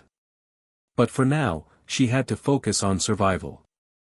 She glanced around the cabin, her eyes landing on a small table in the corner. A stack of papers lay on top, the edges worn and yellowed with age. Curious, she approached the table and picked up the top sheet. Her breath caught in her throat as she read the words scrawled across the page. "Project Genesis," she whispered. Sam appeared at her side, his gaze following hers. "You found it." Lisa looked up at him, her heart pounding. "What is this?" "Your father's work," Sam replied quietly. "The beginning of everything." Lisa's mind reeled as she processed the information. Project Genesis. Her father's work. The encoded research. It was all connected. She turned back to the papers, her fingers trembling as she flipped through them. The pages were filled with complex equations, diagrams, and notes in her father's handwriting. It was overwhelming, but it was a start. "This is just the beginning," Sam said, his voice filled with determination. "We have a long road ahead of us." Lisa nodded, her resolve strengthening. She didn't know what the future held, but she was ready to face it. For her father. For herself. And for the world. The storm passed sometime before dawn, but the air inside the cabin was still electric with tension. Lisa sat cross-legged on the wooden floor, her back pressed against the wall, a stack of her father's notes spread across the floorboards like a coded map of an ancient treasure. The name, Project Genesis, kept jumping out at her from the scribbles, sketches, and cryptic numbers. She traced her fingers over it like it might suddenly unlock if she touched it the right way. Across the room, Sam stood silently by the window, his eyes scanning the tree line for movement. He hadn't said a word in nearly half an hour, and Lisa could tell he was thinking, calculating the next move. It was the quiet before the storm, again. But for Lisa, the storm was internal. "How is any of this possible?" she finally asked, her voice breaking the stillness. "I mean, how could he hide this much, in me?" Sam turned, his face unreadable. "You were his safeguard, Lisa. If anyone ever tried to destroy the research or steal it, the only complete version left would be," he paused, pointing gently toward her head. "There." Lisa shook her head. "I'm not a scientist. I don't understand these formulas. These diagrams, half of them aren't even finished." "That's the point," Sam replied, walking over to crouch beside her. "He didn't need you to solve it. He needed you to survive it." Lisa looked down at the pages again, scanning the chicken scratch formulas and faded notations. Her father's handwriting, so familiar, suddenly looked like the blueprint to something world-changing. Words jumped out at her: neural encoding, cognitive key, adaptive algorithm.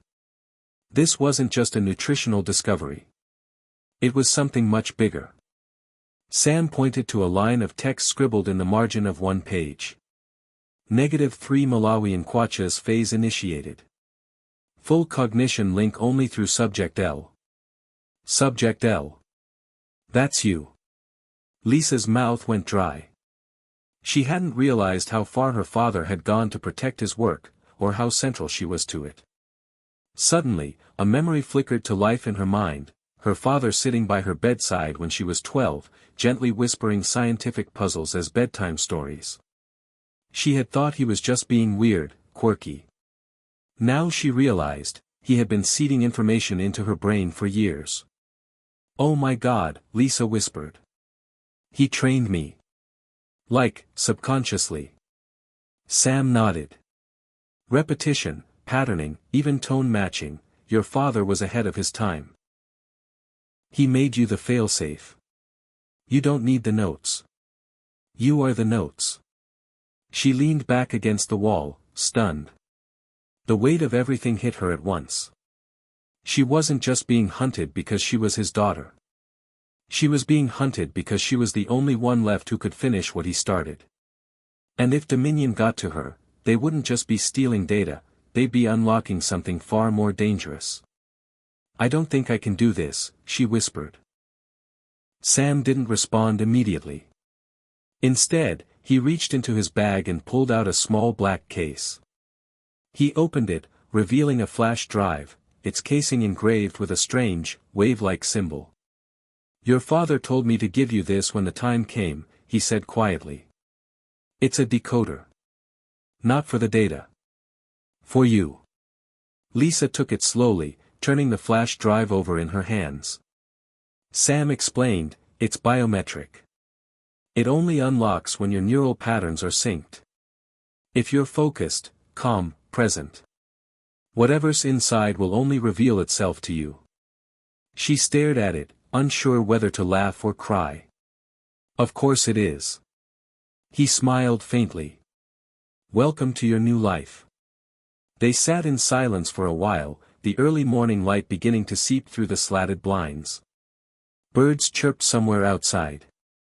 For a moment, Lisa allowed herself to imagine what life would have been like if her father had been just a regular scientist, and she a regular daughter.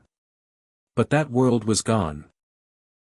And maybe it had never really existed. What's next? She asked.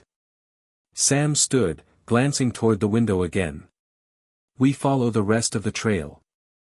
There's a lab hidden in Nevada, your father called it Echo Point. I have coordinates, but getting there won't be easy. Dominion's already moving. They know you're active now. Lisa stood, brushing dust from her jeans. Her fingers closed around the flash drive. It felt heavier than it should. Or maybe she just understood its weight now. They think I'm just a piece of the puzzle, she said slowly, but I'm the lock and the key. Sam looked at her with something close to admiration. Exactly. Lisa took a deep breath. Fear still clung to her, but something else had begun to bloom underneath. Determination. Resolve. Her father had given his life for this. Sam had risked everything to keep her safe. And now, the responsibility was hers.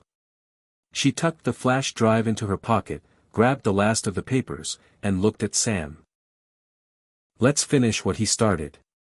They moved quickly, gathering their few supplies. The cabin had served its purpose, sanctuary, reflection, but now it was time to go. As they stepped out into the morning chill, Lisa cast one last look over her shoulder. She wasn't the same person who had arrived here the night before. She wasn't running anymore. She was waking up. The road to Nevada stretched endlessly, a ribbon of cracked asphalt winding through the desert like a scar on the earth. The sun beat down mercilessly, casting long shadows behind the SUV as Lisa and Sam drove deeper into what felt like another planet. Civilization had dropped away hours ago. Cell service was gone. Radio static filled the background. And Lisa could feel the hum of something bigger just ahead. The coordinates Sam had been guarding were leading them to a place even he had never seen. A place her father had only referred to once in a notebook scrawled with one word in capital letters. Echo. How much further? Lisa asked, staring at the GPS screen on the rugged satellite tablet mounted to the dash. The digital line blinked, but the road ahead was blank. About 10 miles, Sam replied, checking the rearview mirror. Maybe less. You doing okay? Lisa nodded. I'm not sure what I'm supposed to feel. I'm terrified, sure. But also, like something's waking up inside me. Sam glanced over at her. That's good. You'll need it where we're going. Lisa looked out the window again. The desert around them was desolate and dry, but there was something strange about it. Not dead, just quiet. Like it was holding its breath. Did you ever ask my dad what Echo Point really was? She asked. He told me only one thing, Sam said, gripping the wheel tighter. That if the world ever tried to break what he was building, Echo Point would remember. Lisa turned that phrase over in her mind. It would remember. What exactly did that mean? Could a place hold memory the way a person did? Eventually, the road ended. Not in a dramatic cliff or barricade, but just faded into sand. Sam stopped the SUV and shut off the engine. The silence that followed was profound. He pointed toward a rocky ridge ahead, jagged and sun-bleached. The rest, we walk. They packed light, a water canteen, a pistol, the tablet, and the flash drive Lisa still hadn't dared plug in. As they trekked up the ridge, the heat was oppressive. Lisa's throat burned. Sweat slicked her skin. But her mind was sharper than it had been in days. She was beginning to feel something, an instinct, like the answers were just a few steps ahead. And then, they saw it. Tucked between two cliffs was a narrow crevice, almost invisible unless you were standing directly in front of it. Sam checked the coordinates one last time, then gave her a look. No words were needed. They stepped inside. The temperature dropped instantly. Cool air rushed out to meet them, like the breath of a forgotten tomb. They followed the narrow path deeper, their flashlights casting beams against stone walls. Symbols, hand-drawn, scientific, mathematical, covered the surfaces. Lisa slowed, running her fingers across a familiar curve of ink. "This is my father's handwriting," she whispered. The passage widened, revealing a metal door embedded in the rock. No handle. No lock. Only a small square port, just wide enough for one object. Lisa reached into her pocket and pulled out the flash drive. "You sure?" Sam asked. Lisa didn't hesitate. "I have to be." She slid it into the port. The lights above the door flickered once. Then again. And with a deep, mechanical groan, the door split open. The hallway beyond glowed with dim, blue light. The air inside was sterile, humming with faint electricity. Lisa's breath caught as they stepped into what could only be described as a hidden underground laboratory, frozen in time. Desks stood abandoned, computers blinking quietly in standby. Holographic displays lined the walls, suspended mid-animation like the last scientist had left only moments ago. Papers, diagrams, protein charts, everything related to human longevity, AI-enhanced cognition, and a concept Lisa had only heard her father speak of in riddles, cellular memory induction. Sam stepped forward, picking up a glass tablet. "It's all still running. Autonomous servers. Sealed power systems. Your father built this place like a bunker. Like he knew this would happen." Lisa walked slowly toward a raised platform at the back of the room. At its center stood a chair, sci-fi in design, surrounded by cables and sensors. A terminal screen blinked. Subject L recognized. Begin final unlock sequence. She turned to Sam. "This is it. This is what he prepared me for." Sam looked conflicted. "We don't know what it'll do." Lisa took a breath. "Neither did he. But he trusted me." She sat down.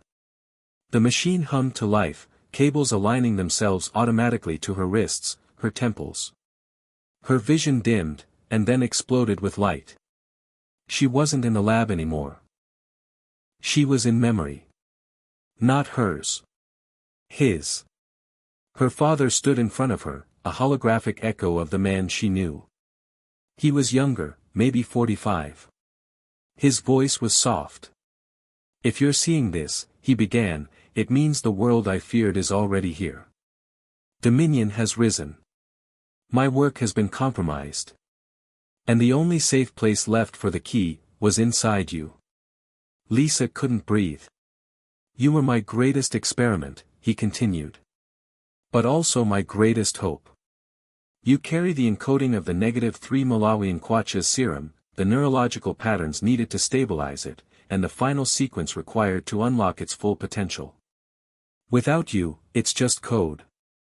With you, it becomes a cure. The vision blurred. A cure. Her father stepped forward, his voice trembling now. A cure for cognitive decay. For age. For loss.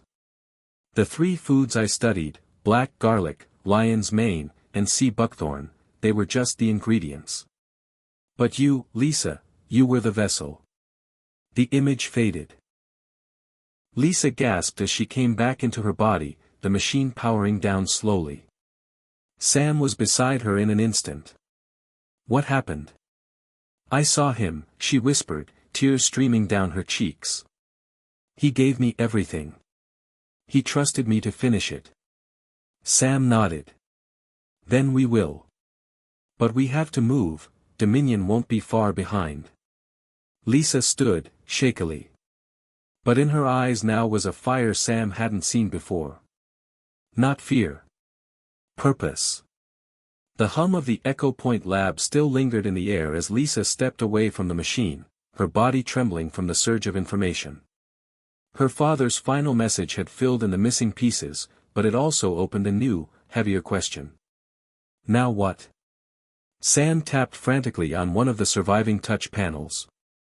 We don't have much time, he said, eyes darting between surveillance feeds. I think they've found us. Already? Lisa asked, still breathless. They're good, he muttered.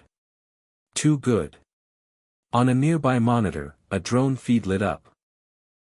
Grainy black and white footage of a convoy of black SUVs barreling down the desert ridge they had crossed just hours earlier. Dominion. Lisa's chest tightened. This wasn't just a chase anymore. It was a confrontation.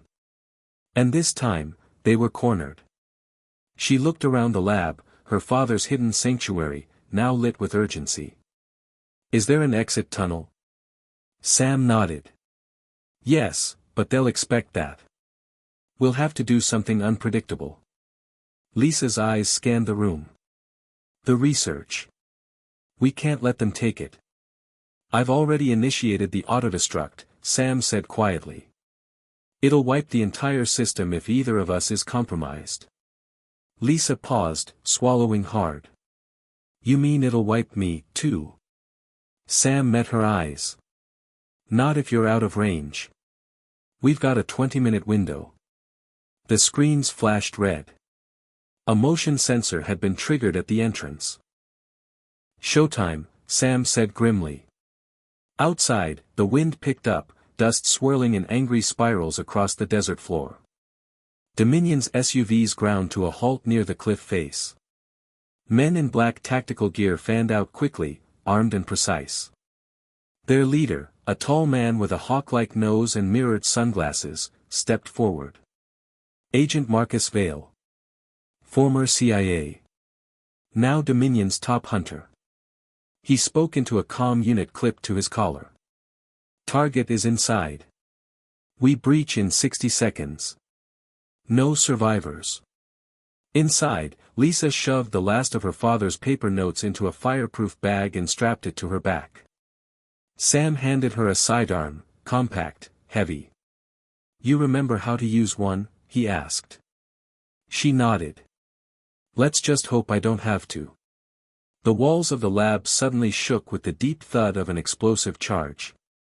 Dust rained down from above. The door they had come through now buckled inward, metal groaning. Lisa and Sam moved quickly toward the rear of the lab, pushing through a disguised panel that opened into a narrow tunnel. They were only halfway through when Lisa's comm device, synced to Echo Point system, crackled in her ear. Surrender now, Vale's voice rasped through. We only need the girl. Walk out, and we let him live. Lisa froze. Her heart pounded in her ears. Sam shook his head. Ignore him. Keep moving. But Lisa's hand hovered near the earpiece. He knows we're listening. They always do, Sam muttered. That's the game. He wants to divide us. She looked ahead into the dark tunnel, then back toward the lab. The temptation to face Vale, to ask him why, buzzed just under her skin. But her father's face flashed through her mind again. Trust no one. Stay in motion. Protect the code. She pressed forward. Moments later, the tunnel opened into daylight behind a jagged bluff. The desert air hit Lisa like a slap, but she welcomed it. She and Sam ran hard, kicking up dust as they sprinted toward the backup vehicle hidden beneath a camouflaged tarp. A sudden crack rang out. Sam dropped to his knee, grunting in pain. Blood began to bloom on his sleeve. "Sniper," he growled, pulling Lisa down behind a rock. Panic surged through her. "How bad is it?" "Clean shot. Arm. I'll live." "Can you still drive?" "I can shoot," he said with a half smile. "But you're going to drive." Lisa's eyes widened. "You've seen me drive. And now you're going to do it better." They reached the jeep seconds later, bullets pinging off the rocks around them. Lisa jumped into the driver's seat, heart thundering. Sam climbed in, clutching his bleeding arm, gun at the ready. She stomped the gas pedal, and the jeep roared to life. Behind them, Dominion operatives burst from the tunnel mouth, shouting, firing, pursuing. Lisa zigzagged through the open desert, remembering every evasive driving tactic Sam had drilled into her. Dust kicked up behind them in choking clouds. A drone overhead buzzed like an angry wasp. Sam leaned out the passenger side, taking calculated shots. One hit its mark. The drone spun and exploded mid-air in a burst of sparks. "Nice shot," Lisa said, eyes fixed ahead. "Thanks," Sam winced. "Let's just not get too cocky yet." Another shot rang out, shattering the side mirror. Lisa screamed and veered hard left. "We can't outrun them forever," she shouted. "Just need 5 more minutes." Sam barked. Behind them, a Dominion SUV began to close in, tires grinding the rocky terrain. Then, from inside his vest pocket, Sam pulled a small silver remote. "What's that?" Lisa asked. "Our ace in the hole." He pressed it. A mile behind them, Echo Point lit up like a dying star. The lab exploded in a silent pulse of white light, a shockwave rolling over the desert like thunder. The Dominion SUV skidded to a halt. The others hesitated. Lisa slowed the jeep just enough to watch the blast through the rearview mirror. The fireball curled into a mushroom of smoke and ash. Gone. All of it. Sam let out a shaky breath. No more secrets left behind. Lisa said nothing. Her hands were still tight on the wheel, her eyes ahead. The code was now inside her. She was the lab. The legacy. The last copy. Sam looked over at her. "They're not going to stop, you know." Lisa didn't flinch. "Then we don't stop either." The desert had long disappeared behind them.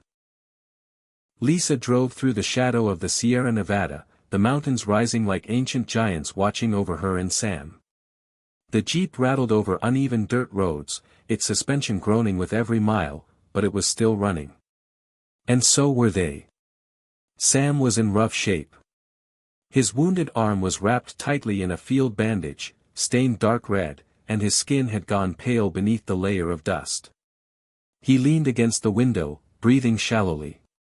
Every so often, Lisa glanced over, her jaw tightening. "We need to stop," she said.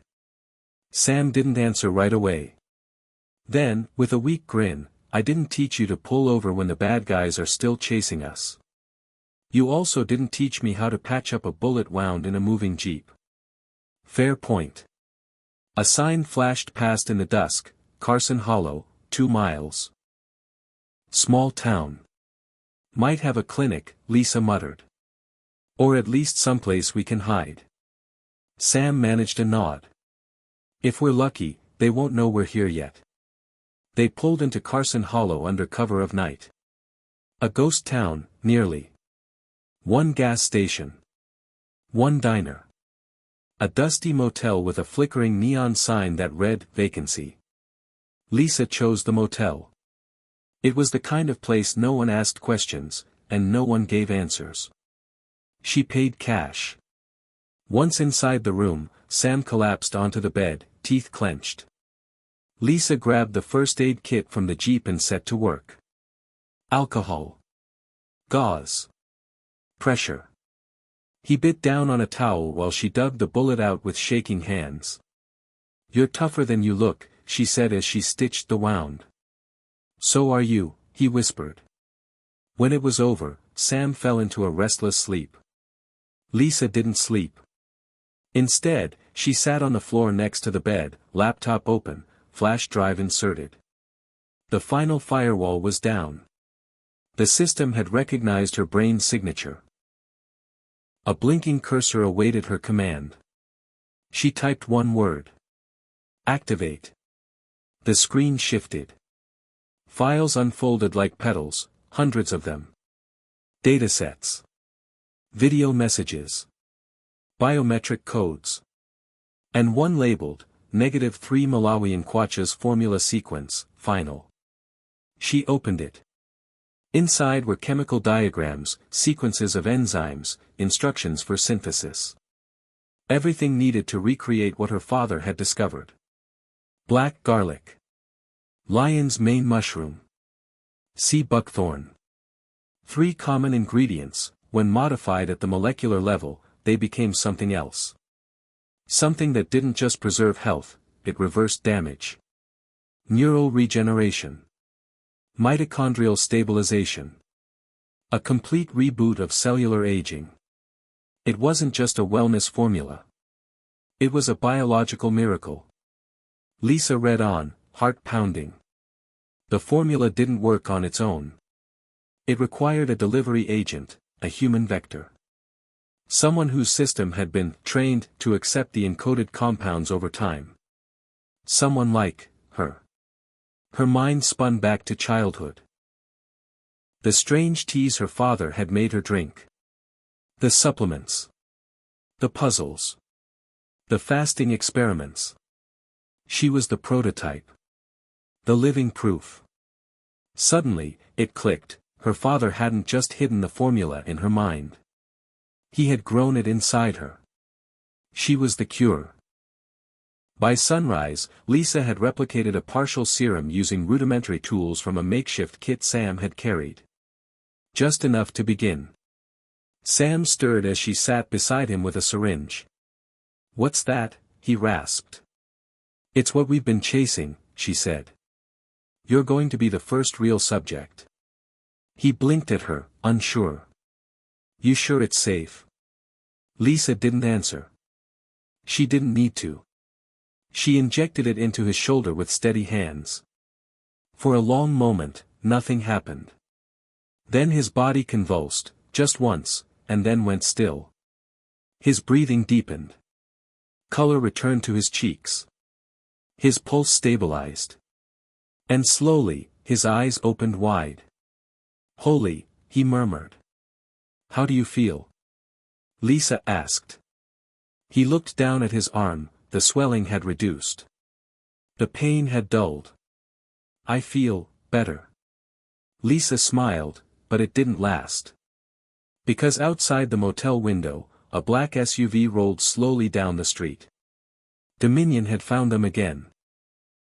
The rumble of the Dominion SUV echoed low and slow through the quiet streets of Carson Hollow. The motel's neon flickered erratically, its glow casting jittery shadows across the room's peeling wallpaper. Lisa moved instantly, lights off, curtains drawn, gear packed in seconds. Sam sat up on the edge of the bed, already slipping his jacket on over the bandaged shoulder. "I thought we had more time," Lisa said under her breath. "They're moving faster now," Sam muttered. "Your father was right, once they know the key's active, they close the net fast." Lisa froze mid-step. "You think they know I synthesized the compound?" "I think they've been watching the moment you came online. Echo Point wasn't just a lab, it was a signal." The SUV idled outside the motel. Another joined it. Two silhouettes exited, scanning the lot with night vision goggles and suppressed rifles in hand. Lisa checked her pistol. We need an extraction. Fast. Sam nodded, already pulling out a slim, black satellite phone from his duffel. I have one favor left. But it's risky. Lisa zipped up the bag with the flash drive, notes, and half-finished serum. So is waiting here to die. Sam activated the phone. One button. No voice, no code. Just a red beacon. It'll ping a private airfield 70 miles north, he explained. Friend of mine, owes me from a bad op in Sudan. But we've got maybe 10 minutes before those guys sweep the lot. Footsteps crunched outside. Lisa grabbed the bag. Then we go out the back. The motel's rear corridor led to a gravel path and a chain fence, but Lisa didn't slow. She climbed first, scaling the fence quickly despite the weight of the gear. Sam followed, grunting as his wound pulled taut. On the other side, they slipped between two abandoned trailers and ducked into a narrow drainage ditch that led out to the edge of the town. Lisa's heartbeat thundered. Behind them, flashlights cut through the dark. Voices echoed low in military cadence. Targets on foot. Likely heading north. Deploy thermal. Lisa and Sam crawled for 30 feet before breaking into a sprint across a dry creek bed. They didn't talk. There wasn't time. At the edge of a dirt road, they spotted an old pickup truck. Half covered in a tarp, keys tucked in the wheel well. Jackpot. Lisa jumped into the driver's seat and started it up. The engine growled to life. They peeled away just as shots rang out behind them, popping through the early morning silence. Bullets tore through the rear windshield, but they were already speeding out of town, gravel spitting from the tires. By the time the sun crested over the horizon, the truck had reached the outer edge of a decommissioned airstrip, surrounded by empty farmland and a sagging fence line. A small private jet idled near the edge, its door already open. A man in aviator shades and a bomber jacket stood waiting. Sam grunted. Told you. Favor owed. Lisa parked and didn't wait to ask questions. The man, Tex, according to the patch on his jacket, gestured them in quickly. Package secure, he asked as Sam passed him. Lisa held up the bag. This is all that's left. Tex nodded grimly. Then let's move. They boarded, and within minutes, the engines roared. The plane lifted into the air as black SUVs finally appeared on the runway far below, too late to stop them. Lisa watched them disappear through the window. No celebration. No relief. This wasn't a victory. It was just a delay. Inside the cabin, Lisa opened the bag again and stared at the flash drive. She was the only one who could complete the cure. The only one who could replicate it safely, distribute it ethically, without it becoming a weapon. You ever wonder why your father chose food instead of pharmaceuticals? Sam asked from across the aisle. Lisa looked up. Because food is accessible. You can't patent a mushroom. Exactly. He wasn't just building a cure, he was trying to bypass the system entirely. Lisa exhaled. But Dominion won't let that happen. If they get this, it becomes a product. Not a breakthrough. Sam's face darkened. That's why we have to finish it somewhere safe. Somewhere they can't reach. Lisa looked out the window again. The clouds were thick now. Her father's dream, her DNA, Sam's loyalty, it had all led to this. A plane full of hope. And danger. She leaned her head back and closed her eyes. They were airborne. But far from free. The jet cruised silently at 30,000 feet, slicing through early morning light. The sky beyond the windows was a soft gradient of gold and blue, but inside the cabin, the air was electric with tension. Lisa sat at the narrow conference table, fingers tapping restlessly against the flash drive. Across from her, Sam nursed his healing arm and watched her with a tired, weathered gaze. "Where are we going?" she asked finally. Sam took a sip of lukewarm coffee. "A decommissioned NOAA base off the coast of Washington. It's secure. Off-grid. We'll have a few days before Dominion finds it." Lisa nodded, though her thoughts were already light years ahead. Because now it wasn't about running anymore. It was about choosing. The cure inside her, the formula she'd replicated, the genetic imprint keyed to her DNA, was real. Sam was living proof. His injury had gone from raw and bleeding to a healing scar in less than 24 hours. More importantly, his memory, fractured from years of trauma and classified work, was starting to return. And if it worked on him, the implications were staggering. Lisa opened the laptop and inserted the flash drive. The main dashboard glowed to life, displaying the -3 Malawian Kwacha sequence and a full diagnostics readout. The cure was ready for refinement, mass replication. But to do that, she'd have to go public. A single upload. To the world. To every lab, every country, every black market. Sam leaned forward, watching the screen. "You really thinking about releasing it?" Lisa didn't answer right away.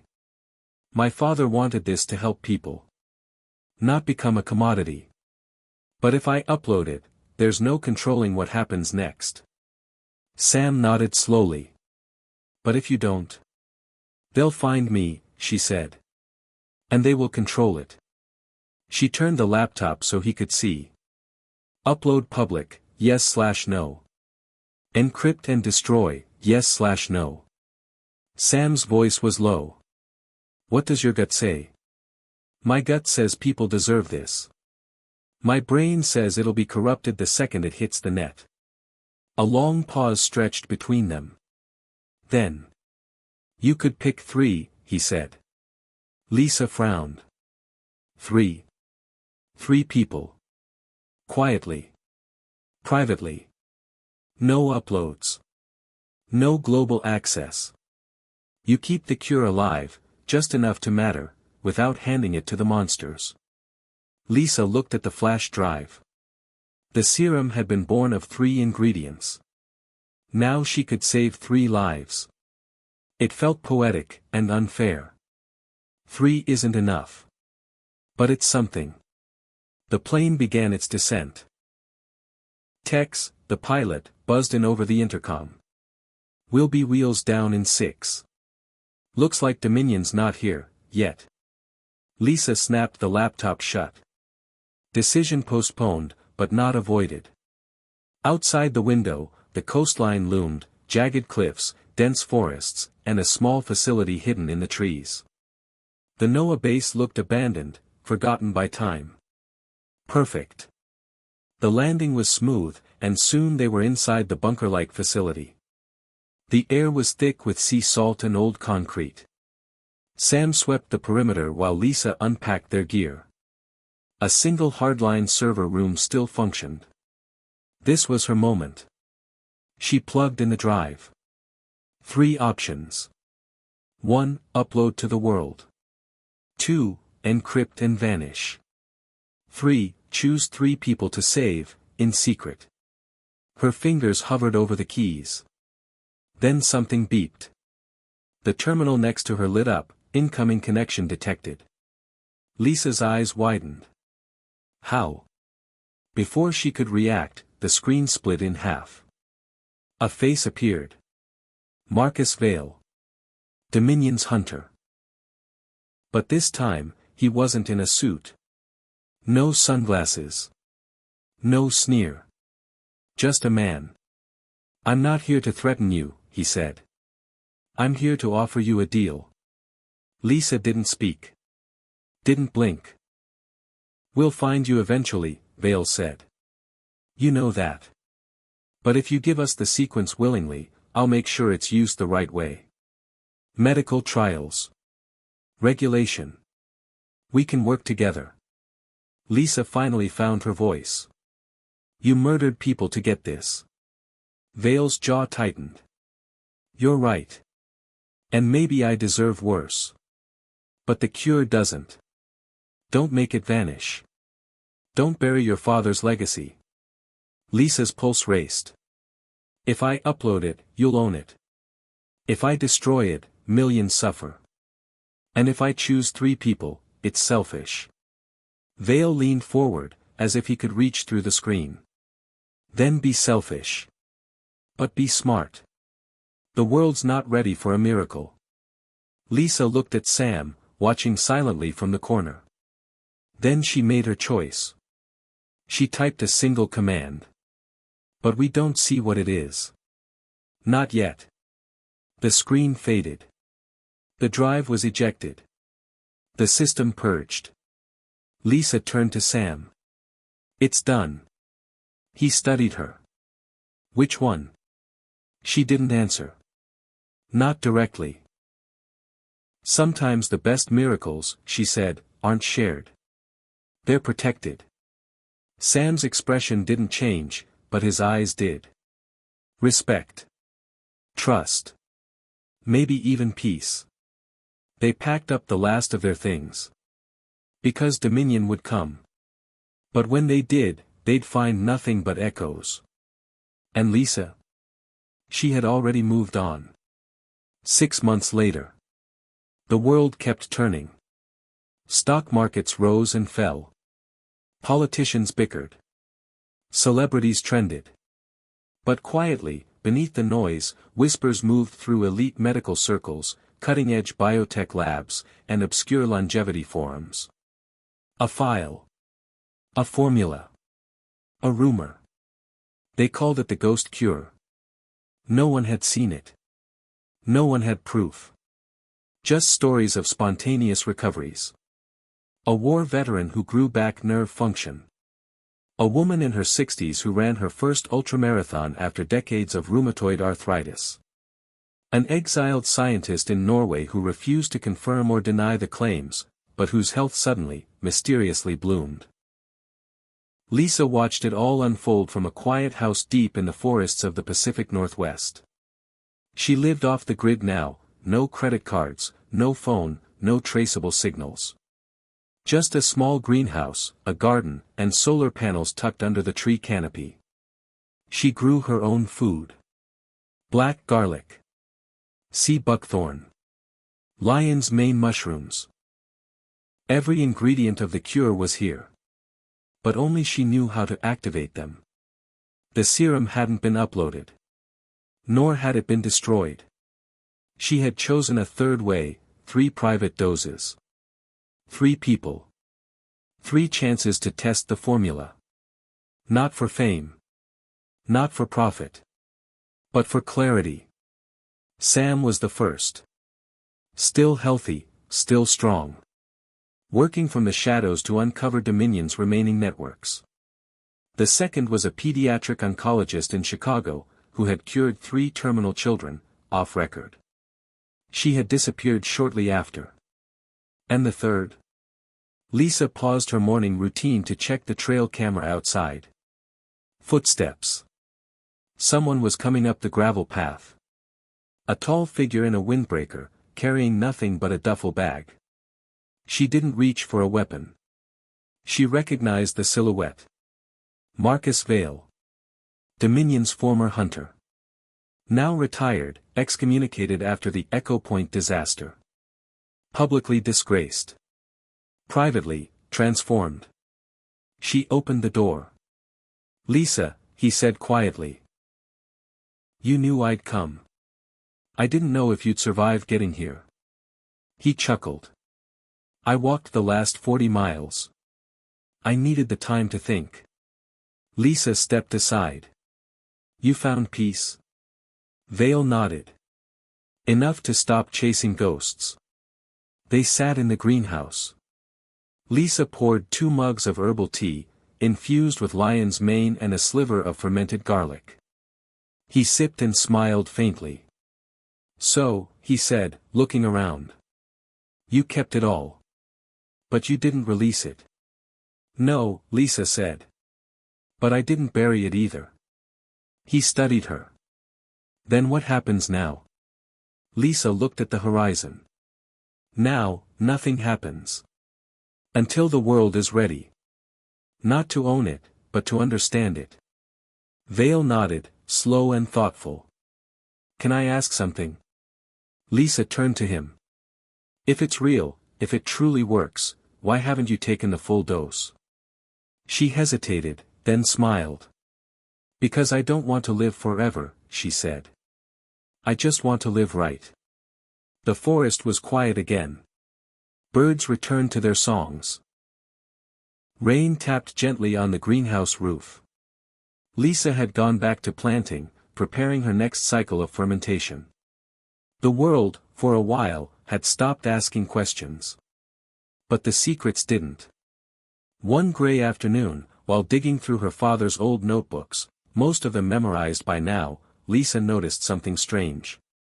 A margin note she had never paid attention to before, scrawled in shorthand only she and her father understood. -3 Malawian kwachas was only the primer. Sequence 2 holds the real code. If they ever reach her, go to waypoint Thorn. Password is Aurora, 12. Her breath caught. Sequence 2. The final formula she'd guarded, tested, protected, it wasn't the whole picture. She had been playing defense this whole time, not realizing there was a second key.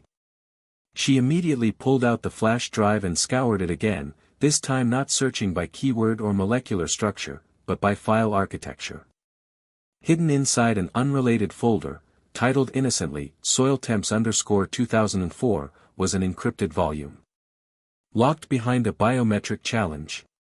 Her fingerprint worked. And then a retinal scan. She leaned forward. The old lens on her father's modified drive flickered. Green light. Access granted. What opened next wasn't just data, it was a map. Digital coordinates scattered across the globe, tied to ancient plant DNA strains. Forgotten fungi in Himalayan cliffs.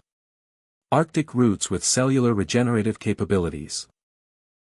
Amazonian algae strains that her father had quietly sampled before Elon Musk ever launched his first rocket.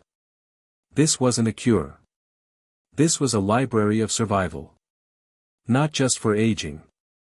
For post-collapse life. And beneath all of it, a single line of code Lisa had never seen before.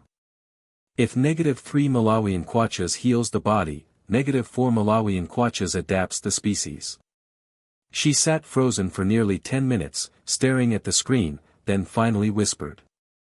Dad, what were you preparing for? Somewhere in Zurich.